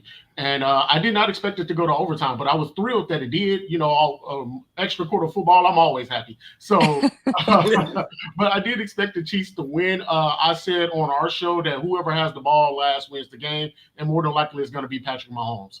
And so with him just rallying the troops, like you said, Turbine, you know, when we watched the mic'd up and everything like that, just keeping his composure, because, again, it's a long game. You know what's at stake. You've been here before. And so I just thought that he played a great overall game. As far as the defense, I think that the defense held up pretty good, and I think they made Brock Purdy uncomfortable a lot, especially Chris Jones, when he was attacking all of the gaps and getting into his face, especially that key drive to help them get into overtime. I thought that was huge. And then a lot of things that did go wrong for the Kansas City Chiefs actually proved to go well for them. With, like you said, with the fumble and the interceptions, and then also, you know, with the block kick. So I thought that was a pretty big difference in the game too, as well, that helped them get into overtime. So I think just everything overall went the Kansas City Chiefs' way. Now with the 49ers, I think that their defense honestly just gave up, like you said, Christine. I think that they played a exceptional game just overall in general. I mean, to hold them still to only less than 30 points is still amazing. So I thought they played a great game overall. That first quarter, like you said, both teams came out a little flat, but I think that the offense just didn't do enough. I mean, George Kittle only had, 3 catches? Ayuk only had 2 targets. So I think that the offense really just struggled tremendously in the Super Bowl. And I think that really was the big difference in the game. Unfortunately, that whole management scenario of Brock Purdy kind of showed up in that Super Bowl. And I think that was his biggest problem. But overall, just in general, I think that the Chiefs were just overall better team. You finish your thought on Turb on the 49ers. I just felt like when it came to that, they had so many weapons that didn't get used. Like teed up from Kittle to Ayuk. It's like Ayuk. After the game this past week, he was pretty much requesting a trade and saying, "How do you let your All-Pro receiver only get 3 grabs in the Super Bowl like this?" And I agreed. I felt like they just didn't spread it out enough. Like was it Jennings, who had a heck of a game? Yeah. Mm-hmm. Great guy, came out of nowhere. That's you want to plan for that, but I feel like you didn't try enough to get the rest of your team, and it just to Mike Shanahan again. I'm sorry, but dang, you have a very unfortunate track record when it comes to like big pressure games at this point. So we'll see how they bounce back, because I don't know how you really come back from that, but they still have a solid team together. But at the end of the day, it feels like there's something there when it comes to Kyle Shanahan that's like there's a hump, and I don't know what it is, but you got to figure it out. One thing I want to add to. Oh, sorry, Sid. Okay, I just want to say real quick before we get back to you, Christine, the injury to Dre Greenlaw for the 49ers in their linebacking core, that really turned the game around to go in the Chiefs' favor, in my opinion. Same. Go ahead. Finish it off, Christine. That and just the horrible punt return, that was a downfall for the 49ers, not getting that extra point after the touchdown. And not taking the ball second in overtime. They were like, we'll take it first. It's like, you never do that. You always say, we'll receive it, and then we'll take it after the other team takes it. So that was probably the other big mistake that the 49ers had in an oversight. And I think Kyle Shanahan also played it pretty safe too. Yeah, Christine, I definitely agree with you on that. I think that he didn't take as many risks as he was supposed to. I mean, if we look at that first half entirely, Andy Reid made adjustments coming directly out of the gate in that second half. Well, Kyle Shanahan just sticks to his game plan. And unfortunately, he has that moniker of sticking to his game plan instead of adjusting to, in-game scenarios throughout his whole coaching career. I mean, if you want to look when he was Atlanta Falcons offensive coordinator or going down now to being a head coach of the 49ers, he sticks with that game plan that he doesn't really want to change from it. And I think that his ego gets in him in his own way of winning these big games. And all right, you're listening to Second City Sports on Sports Zone Chicago. Sid Lakina here with you, along with the co-host of the Fundamentals right here here in Chicago on WVON 1690. DJ Turbine, Titus T-Dub Williams, of course. We're joined by our girl, Miss Christine the Queen Manika from KXRB in Sioux Falls, South Dakota. Christine, before we flip it over to basketball and other topics, T-Dub and Turbine commented on this earlier. I want to get your quick take on Justin Fields unfollowing the Bears in the NFL on his IG timeline. I get it. I really do. I get it. You're on vacation. You want to unplug. You don't want to hear the, am I going to get traded? Are they going to draft Caleb Williams? I get it. But if you're going to do that, Fields, you might as well turn off your entire phone and not turn on any televisions either, because that's what everybody's talking about. First Take. That's their headline. Usually it's the Dallas Cowboys that's the headline. But no, it's all about Justin Fields and the Bears saying the time is ticking. A decision needs to be made. Fourth down on the fields, like whatever pun you can come up with, that's what they're doing right now.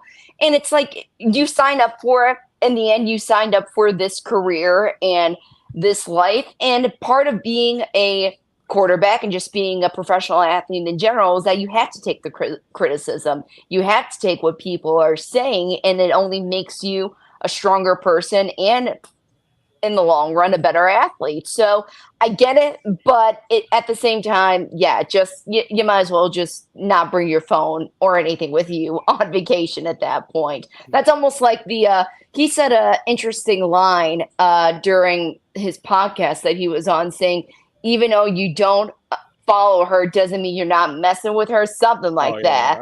That guy's saying. And I'm like, oh, okay. Like, you want to play like that line. Like, that was kind of an interesting way that he put it. But again, I've said this from the beginning. It's not like I've never liked Fields.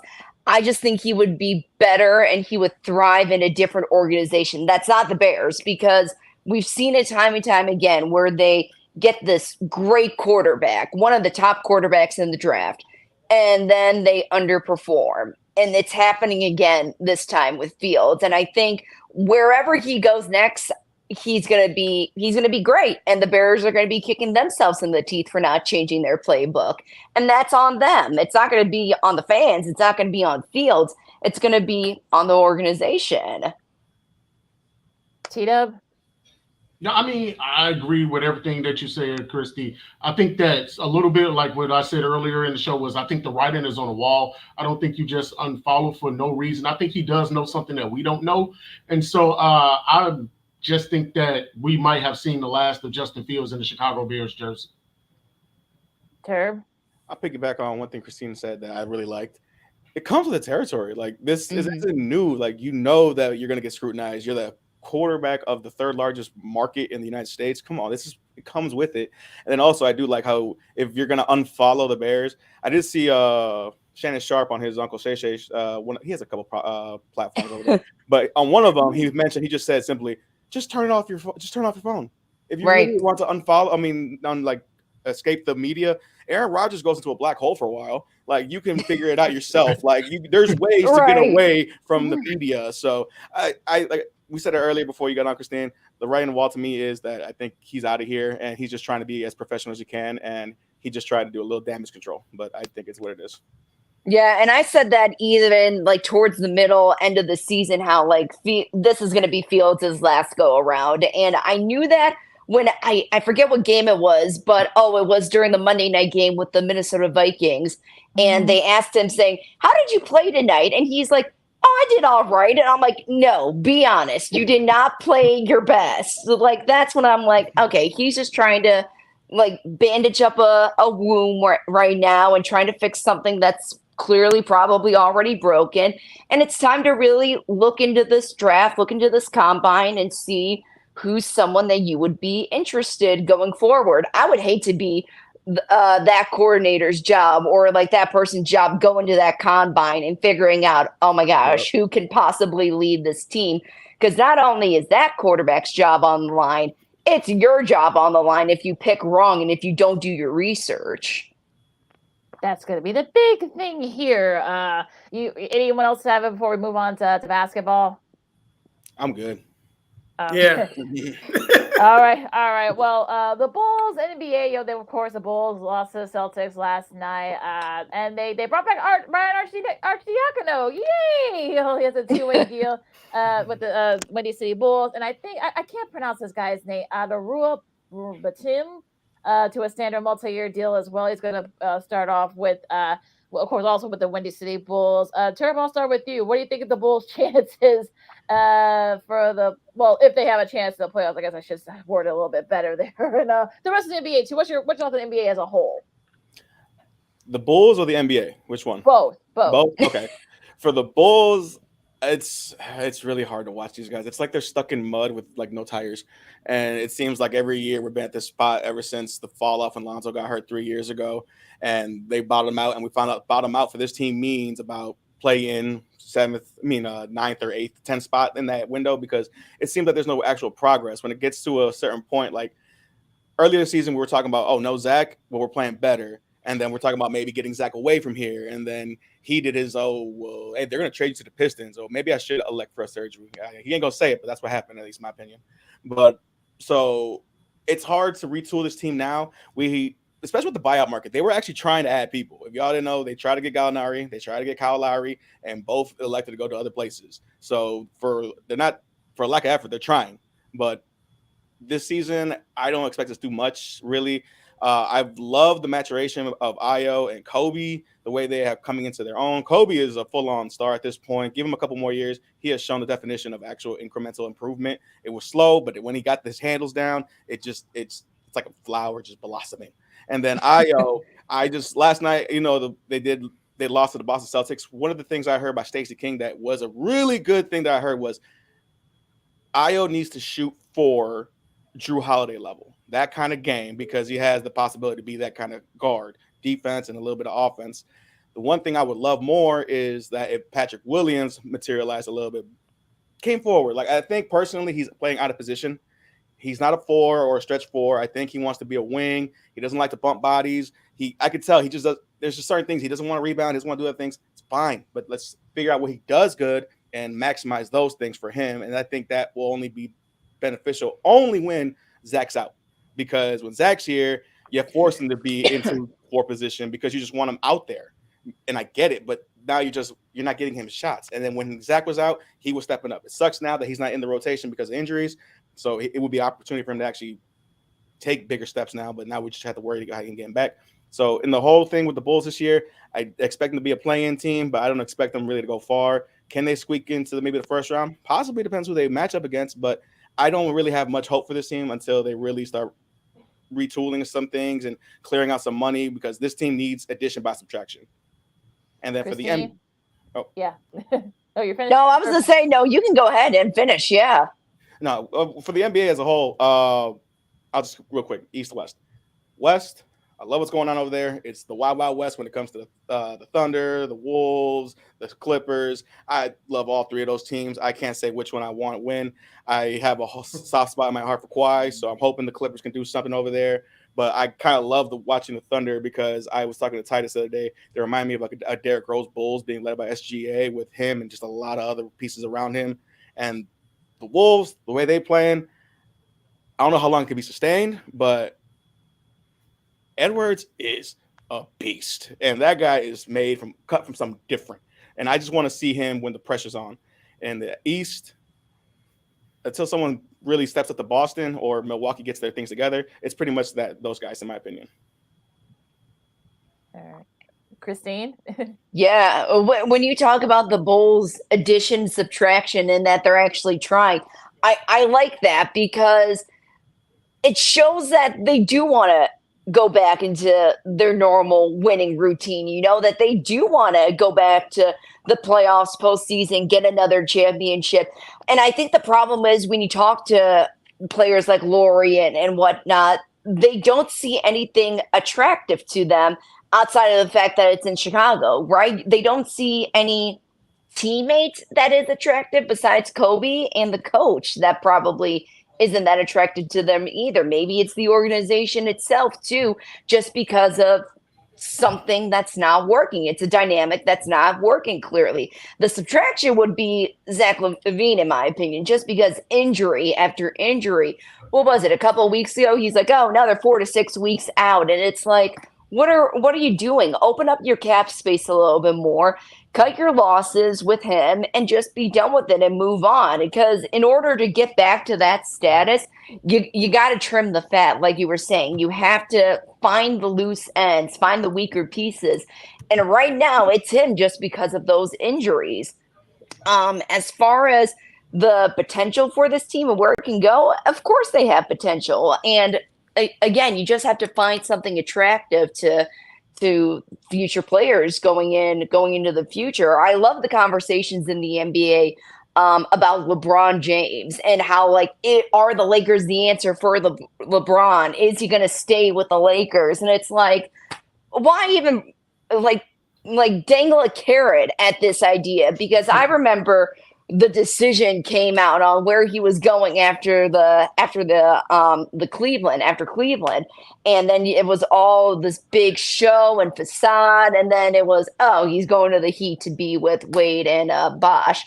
So it's like, why are we even entertaining this idea of him leaving California or leaving the Lakers? Because they have a lot of potential right now, winning big in their conference.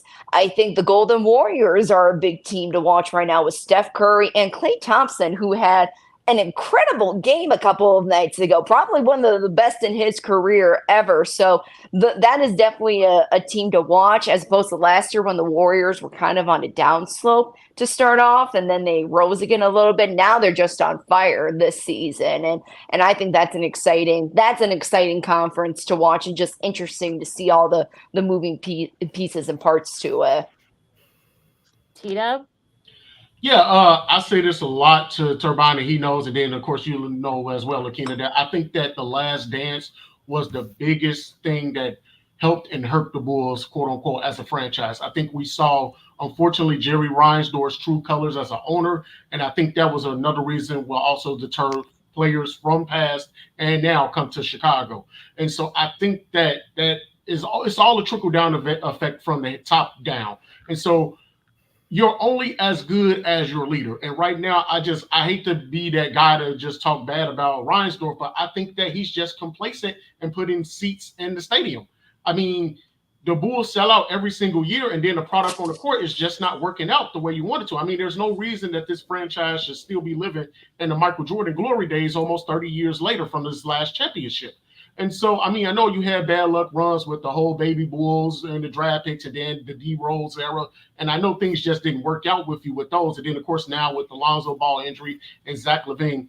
But I think that he has gotten a little bit complacent as an owner. And so I think that's really a trickle-down effect. Now, also, if we want to talk about the Bulls as well, I think that another problem that I think about complacency is with the whole stand pat and let's see what happens. I think that time has come and gone. I think that they should have actually did make a move at the trade deadline for another player, even if you couldn't move the Zach LaVine contract. I think that you should have showed some type of aggressiveness, even though if that player wasn't quote unquote on the team next year. I think that you have to show more aggressiveness, because if you stand pat with all these guys so long, it's only going to get worse and worse. And so I think right now they're just kind of like Turbine said, stuck in the mud, trying to figure it out and hoping next year once Lonzo comes back, maybe they can do something. Maybe they can move off the Zach LaVine contract and, try to get a little pieces around that. But I think that they're really happy with certain players that they don't want to trade, like Andre Drummond, Alex Caruso. They don't want to move Ayo, who is going to be the most improved player this year. I mean, it's just so many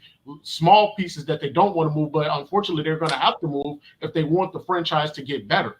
And so I think that the best thing I have seen from the Bulls this season is Kobe White, from his aggressiveness offensively to getting players into their spots now, the handles of the ball, and then Ayo Dosunmu playing, like what you said, Turbine, a great Drew Holiday type of style with 3-and-D defense. His confidence is going through the roof.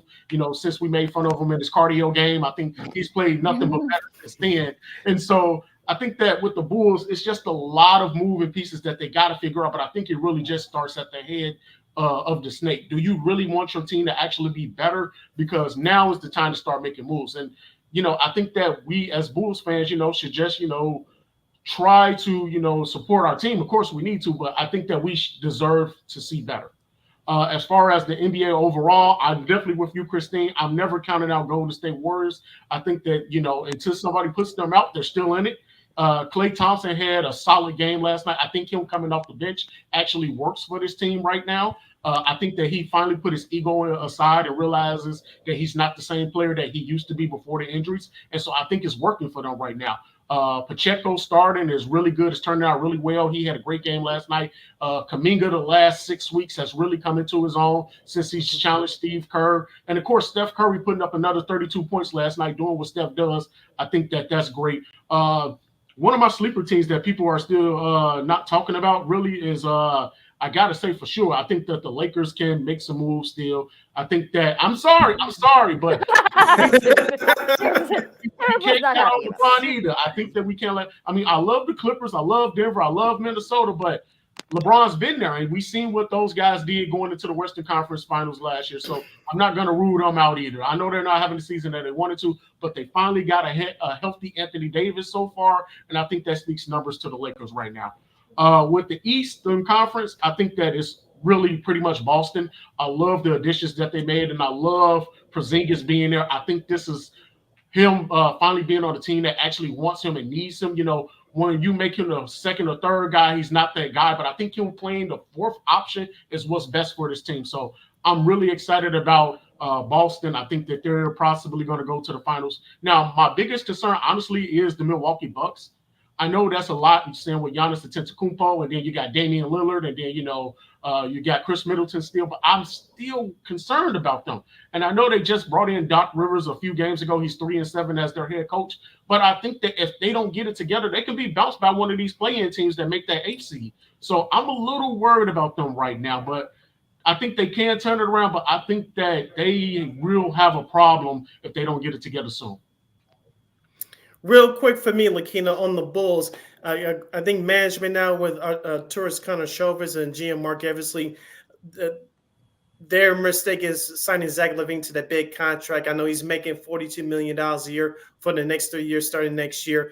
And I know that injury, the injury that he has with his foot surgery recovery time is 4 to 6 months. Hopefully, if everything goes well, Zach can start basketball activities in the month of August. But if the Bulls are trying to trade him this summer, which team or teams are going to really take that risk on paying a guy who's really your second star at best or third star on a championship team, $42 million? Which team is going to pick up that contract? I just don't see it. So the Bulls are stuck with it. They try to get out of it. Now they're stuck with it. Now, if the Bulls will bring back everybody exactly the same this year, next year, which then it was not going to happen. But let's just say they did, they're going to be technically over the salary cap, and that luxury tax threshold penalty kicks in this summer. So Jerry Reinsdorf is definitely not going to pay the luxury tax for a team that's average at best. So I think the victim or victims, quote unquote, is going to be They're going to have to pay for this subtraction by addition. DeMar DeRozan, who's a free agent, possibly Nikolai Vucevic, and maybe Alex Caruso. I think watch out for those three names. Maybe a couple of them, maybe all three of them. But I think one of them, maybe two of them for sure, they're going to get moved this summer because you have to stay under that salary cap. Look, I said my piece on some of this stuff, so you can go back and watch some of the other stuff, especially our NBA panel from last week, which got a lot of play. So you can, I'll just keep it there. Real quick, Lakina. Yeah. Yeah, real quick, Lakina, my NBA thoughts, and I'll say this to T-Dub and Turbine. My first half MVP, since Joel Embiid is out as of right now for Philadelphia, Anthony Edwards for the Minnesota Timberwolves. Yes. He's my number one candidate for MVP. My dark horse, especially if this team finishes at the top three in the East, related to Embiid's injury, if this team finishes the top three in the East, he should get more consideration. His stats improved from last year, and that's Jalen Brunson of the New York Knicks. Love that. I mean, my early MVP is going to be SGA. Shai Gilgeous-Alexander has had an amazing year, and he's been doing it every year. And just this year, they're finally over that hump, and they're competing. Mine is going to be Jason Tatum. I think that what Boston is doing is incredible. Their at-home record is just amazing. And so I think that, it's usually a number one team award anyway. So I kind of think that it's probably going to be Jason Tatum. You got thoughts on MVP, Christine? I'll go with Jason Tatum, too. Boston's had an interesting couple of years, and I think they're finally getting back to those 90s, early 2000 years again, and it's exciting to see that. Not that I'm a Boston fan or anything, but it is exciting to see them get that momentum again. Should be very interesting these next couple of months. Last few minutes here with our friends Tyus T.W. Williams and Arturo DJ Turbine Garza from the fundamentals of WVON Chicago, and our girl Christine Manika from KXRB here on Second City Sports on Sports in Chicago. Lakina McGee, Sydney Brown with you. Now we've all been here for all this time. We haven't talked any baseball. The Cubs and the White Sox are in Arizona. They're playing each other right now as we speak. Yeah, I think it's about the first pitch is about to start. So, spring training here, baby. So Turb, I'll start with you. What are your expectations for the Cubs and or Sox this year?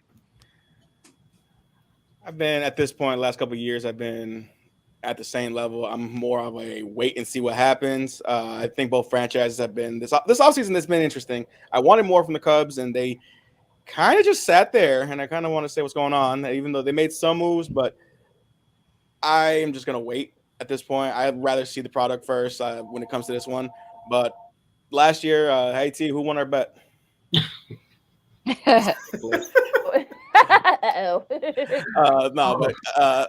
All in all, like I said, I'll just wait and see what happens with the guys right now. It's right. We're talking more about the relocation of a stadium than actually what's on the field. So that's what I mean. Titus? Unfortunately, I think this is going to be a bad year for the White Sox again. I think they're going to have a very, very poor record this year. I just didn't see any growth, and like you said, in the winter meetings or anything like that this offseason with any new additions that, made some significant change to the roster. So I think they're going to be one of the bottom feeders again this season. As far as the Cubs, I like what the Cubs have done. I mean, they made some great pitching moves. I thought that they had a slow but productive offseason. And so I think that the Cubs probably have a better outlook than the White Sox this season. It pains me to say that. Christine? I agree. Number one, I'm heartbroken because not only did the White Sox let Liam Hendricks go, now he's to the Red Sox. So that just hurts my heart a little bit. Tim Anderson, we all kind of saw that coming, that he was on his way out the door. But it's like I'm looking at this team and I go, I don't know anybody on here anymore. Like who are these people? There isn't a face of the franchise besides Dylan Cease, really, for the most part. And he even says, well, my career as a White Sox is hanging up in the balance, but I'm just going to keep on pitching and do what I do right now. So, and that's a good mentality to have. With that being said, the White Sox are going to be in the gutter. They're going to be in the trash can. And it pains me to say that too, because I think the Cubs are going to do really well this year, and they're going to go far. And I can't even say that with a straight face or a straight sentence. I know, right? It's hard. It's hard to say that.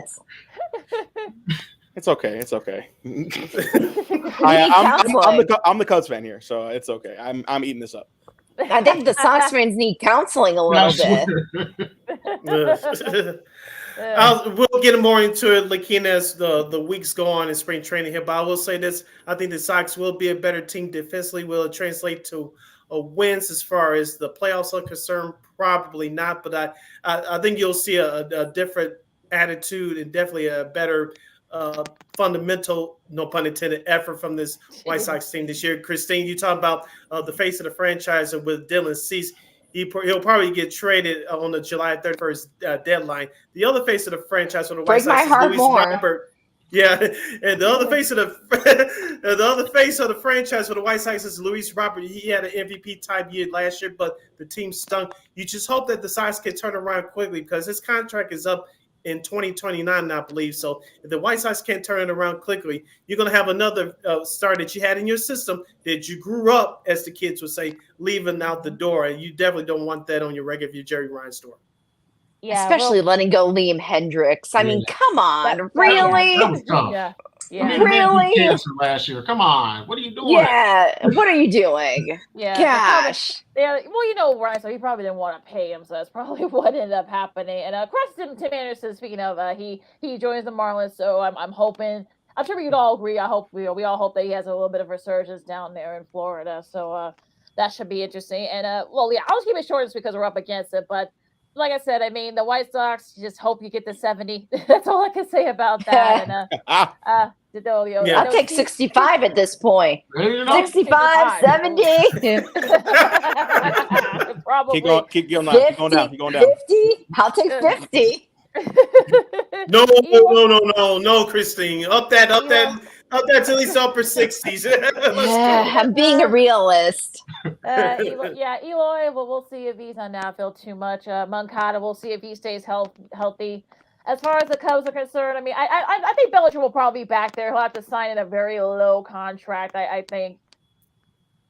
And I'm sure. I think the Cubs will probably get maybe either Matt Chapman or I don't know if they'll get Snell because they don't really need him. But he'll one of those guys, one or both of those guys will have gone to just in time before the season starts. So I know people are picking the Cardinals to win the division. We'll do our previews in the coming weeks, but yeah, I think the Cubs will have a better season than the White Sox. How much better? Who knows? But we'll see. Okay. That's always the question. Before we run out of time, T-Dub, Turbine, congratulations on you guys' 2-year anniversary of the Fundamentals Sports Show on WVON. You guys celebrated the anniversary last week. T-Dub, very quickly, how did that show come about, and what do you expect going forward with the Fundamentals? We had your co-host, by the way, Ryan James, on a couple of weeks ago. He was terrific, so tell him that when you guys see him tonight. But how did this process come about to where you guys are at now, and what's your future of the show going forward? It's a great story. Well, the funny story about that is that we actually did it because we didn't have any programming on WVON at the time. And so the old program director, Delvin Randall, asked myself, hey, you know what? Do you guys want a time slot? And I didn't take it seriously, but I'm like, okay, I guess. You're missing one key thing about that story. So one of the things is that me and Titus, before the Fundamentals ever anything, were just those two friends at work that were constantly just water cooler talking about any and everything sports. And everyone heard us and listens to us, and they would legitimately tell us, why don't you guys get on the mics and just talk? And we're like, nah, we're techs. We're too busy doing other stuff. And then back to where Titus was. The old program director Delvin said that, hey, I need you guys to do a time slot. And I'm like, okay, cool. By the way, you have 2 hours to figure it out. Wait, what? So I talked to Turbine at the second. He was walking in for his shift, and I talked to him like, hey, we got 2 hours to come up with a show right now. So we brainstormed ideas. We came up with the Fundamentals name and literally 30 seconds. And next thing you know, we just ran with it. Yeah, we did our imaging within the hour, got Chuck Sawarski to be our first guest, and we just kind of kept rolling with it. And then one thing led to another, and they said, you guys want to keep going on this time slot? And we said, why not? And 2 years later, we're here on this program. The rest is history. Love it. All right, guys. Thank you so much again for joining us. where can people find you? I'm talking about, I know T Dano, now you're the program director now. So, I know you got the move and shaking going on there. So, where people can find you on the show and then on social media and all that good stuff. Yes. So you can find us on the Fundamentals every Friday night from 9 p.m. to midnight. You can follow me personally at TDub, that's TDUBBB, on all social media platforms. All right, and Turb? You could find me on X, formerly Twitter, at Arturo Garza04. You could also find me on TikTok under Turbine, and you can listen to us, like he said, every Friday, 9 to midnight. You have more than one way to look. You can look us up on iHeart. You can get us on Facebook. You can get us on the WVON app, and we'll be right there in your pocket. Nice. So we got multiple places where you can listen to these guys. Thank you so much again, guys. We're definitely going to have you guys back on soon. You guys stay safe, and we'll talk soon. Thank you. Appreciate the time. Thank you. All right. Of course, the Fundamentals, of course, you can catch them tonight and every Friday night on 9 from 9 to midnight on WVON Chicago and iHeartRadio on the iHeartRadio app as well to look up the WVON's Fundamentals. Sid, close us out. All right, you can follow yours truly on the Twitter, X, and the IG at SidKid80. Once again, it's SidKid80. That's SIDKID80. That's SIDKID80. Makina, where can lovely people follow you on social media? You can follow Makina McGee on the Twitter, X, or whatever they're calling it now. And Makina is coming on the IG. Christine, where can people follow you on social media? You can follow me on Twitter at @CManika_KXRB. And you still have that bird? Oh, yeah. All right, you catch Second City Sports every Monday, every Friday from noon to 2 p.m. Central Standard Time, right here on Sports Hill Chicago. One more time, as the kids, like Turb would say, you can catch Second City Sports every Monday and Friday from noon to 2 p.m. Central Standard Time, right here on Sports Hill Chicago. Yeah, so don't forget, you can catch this for you, Turbine. You can catch Sports Zone Chicago 24 hours a day, 7 days a week, 365 days a year, live and on demand on Roku TV. Love it. All right. All right. So for T-Dub, Turbine, and Christine, and Sid, I'm Lakia. This has been Second City Sports on Sports on Chicago. Enjoy all the sports this weekend, all the NBA, college hoops. I know all the who we'll see what the Justin stuff, and there might not be any resolution to that anytime soon. So yeah. So but again, you know what? Enjoy the games going on all around. The spring training games coming up as this weekend as well. So enjoy the sports. Stay safe, and this is Second City Sports on Sports Chicago, and we'll see you guys Monday. Holla!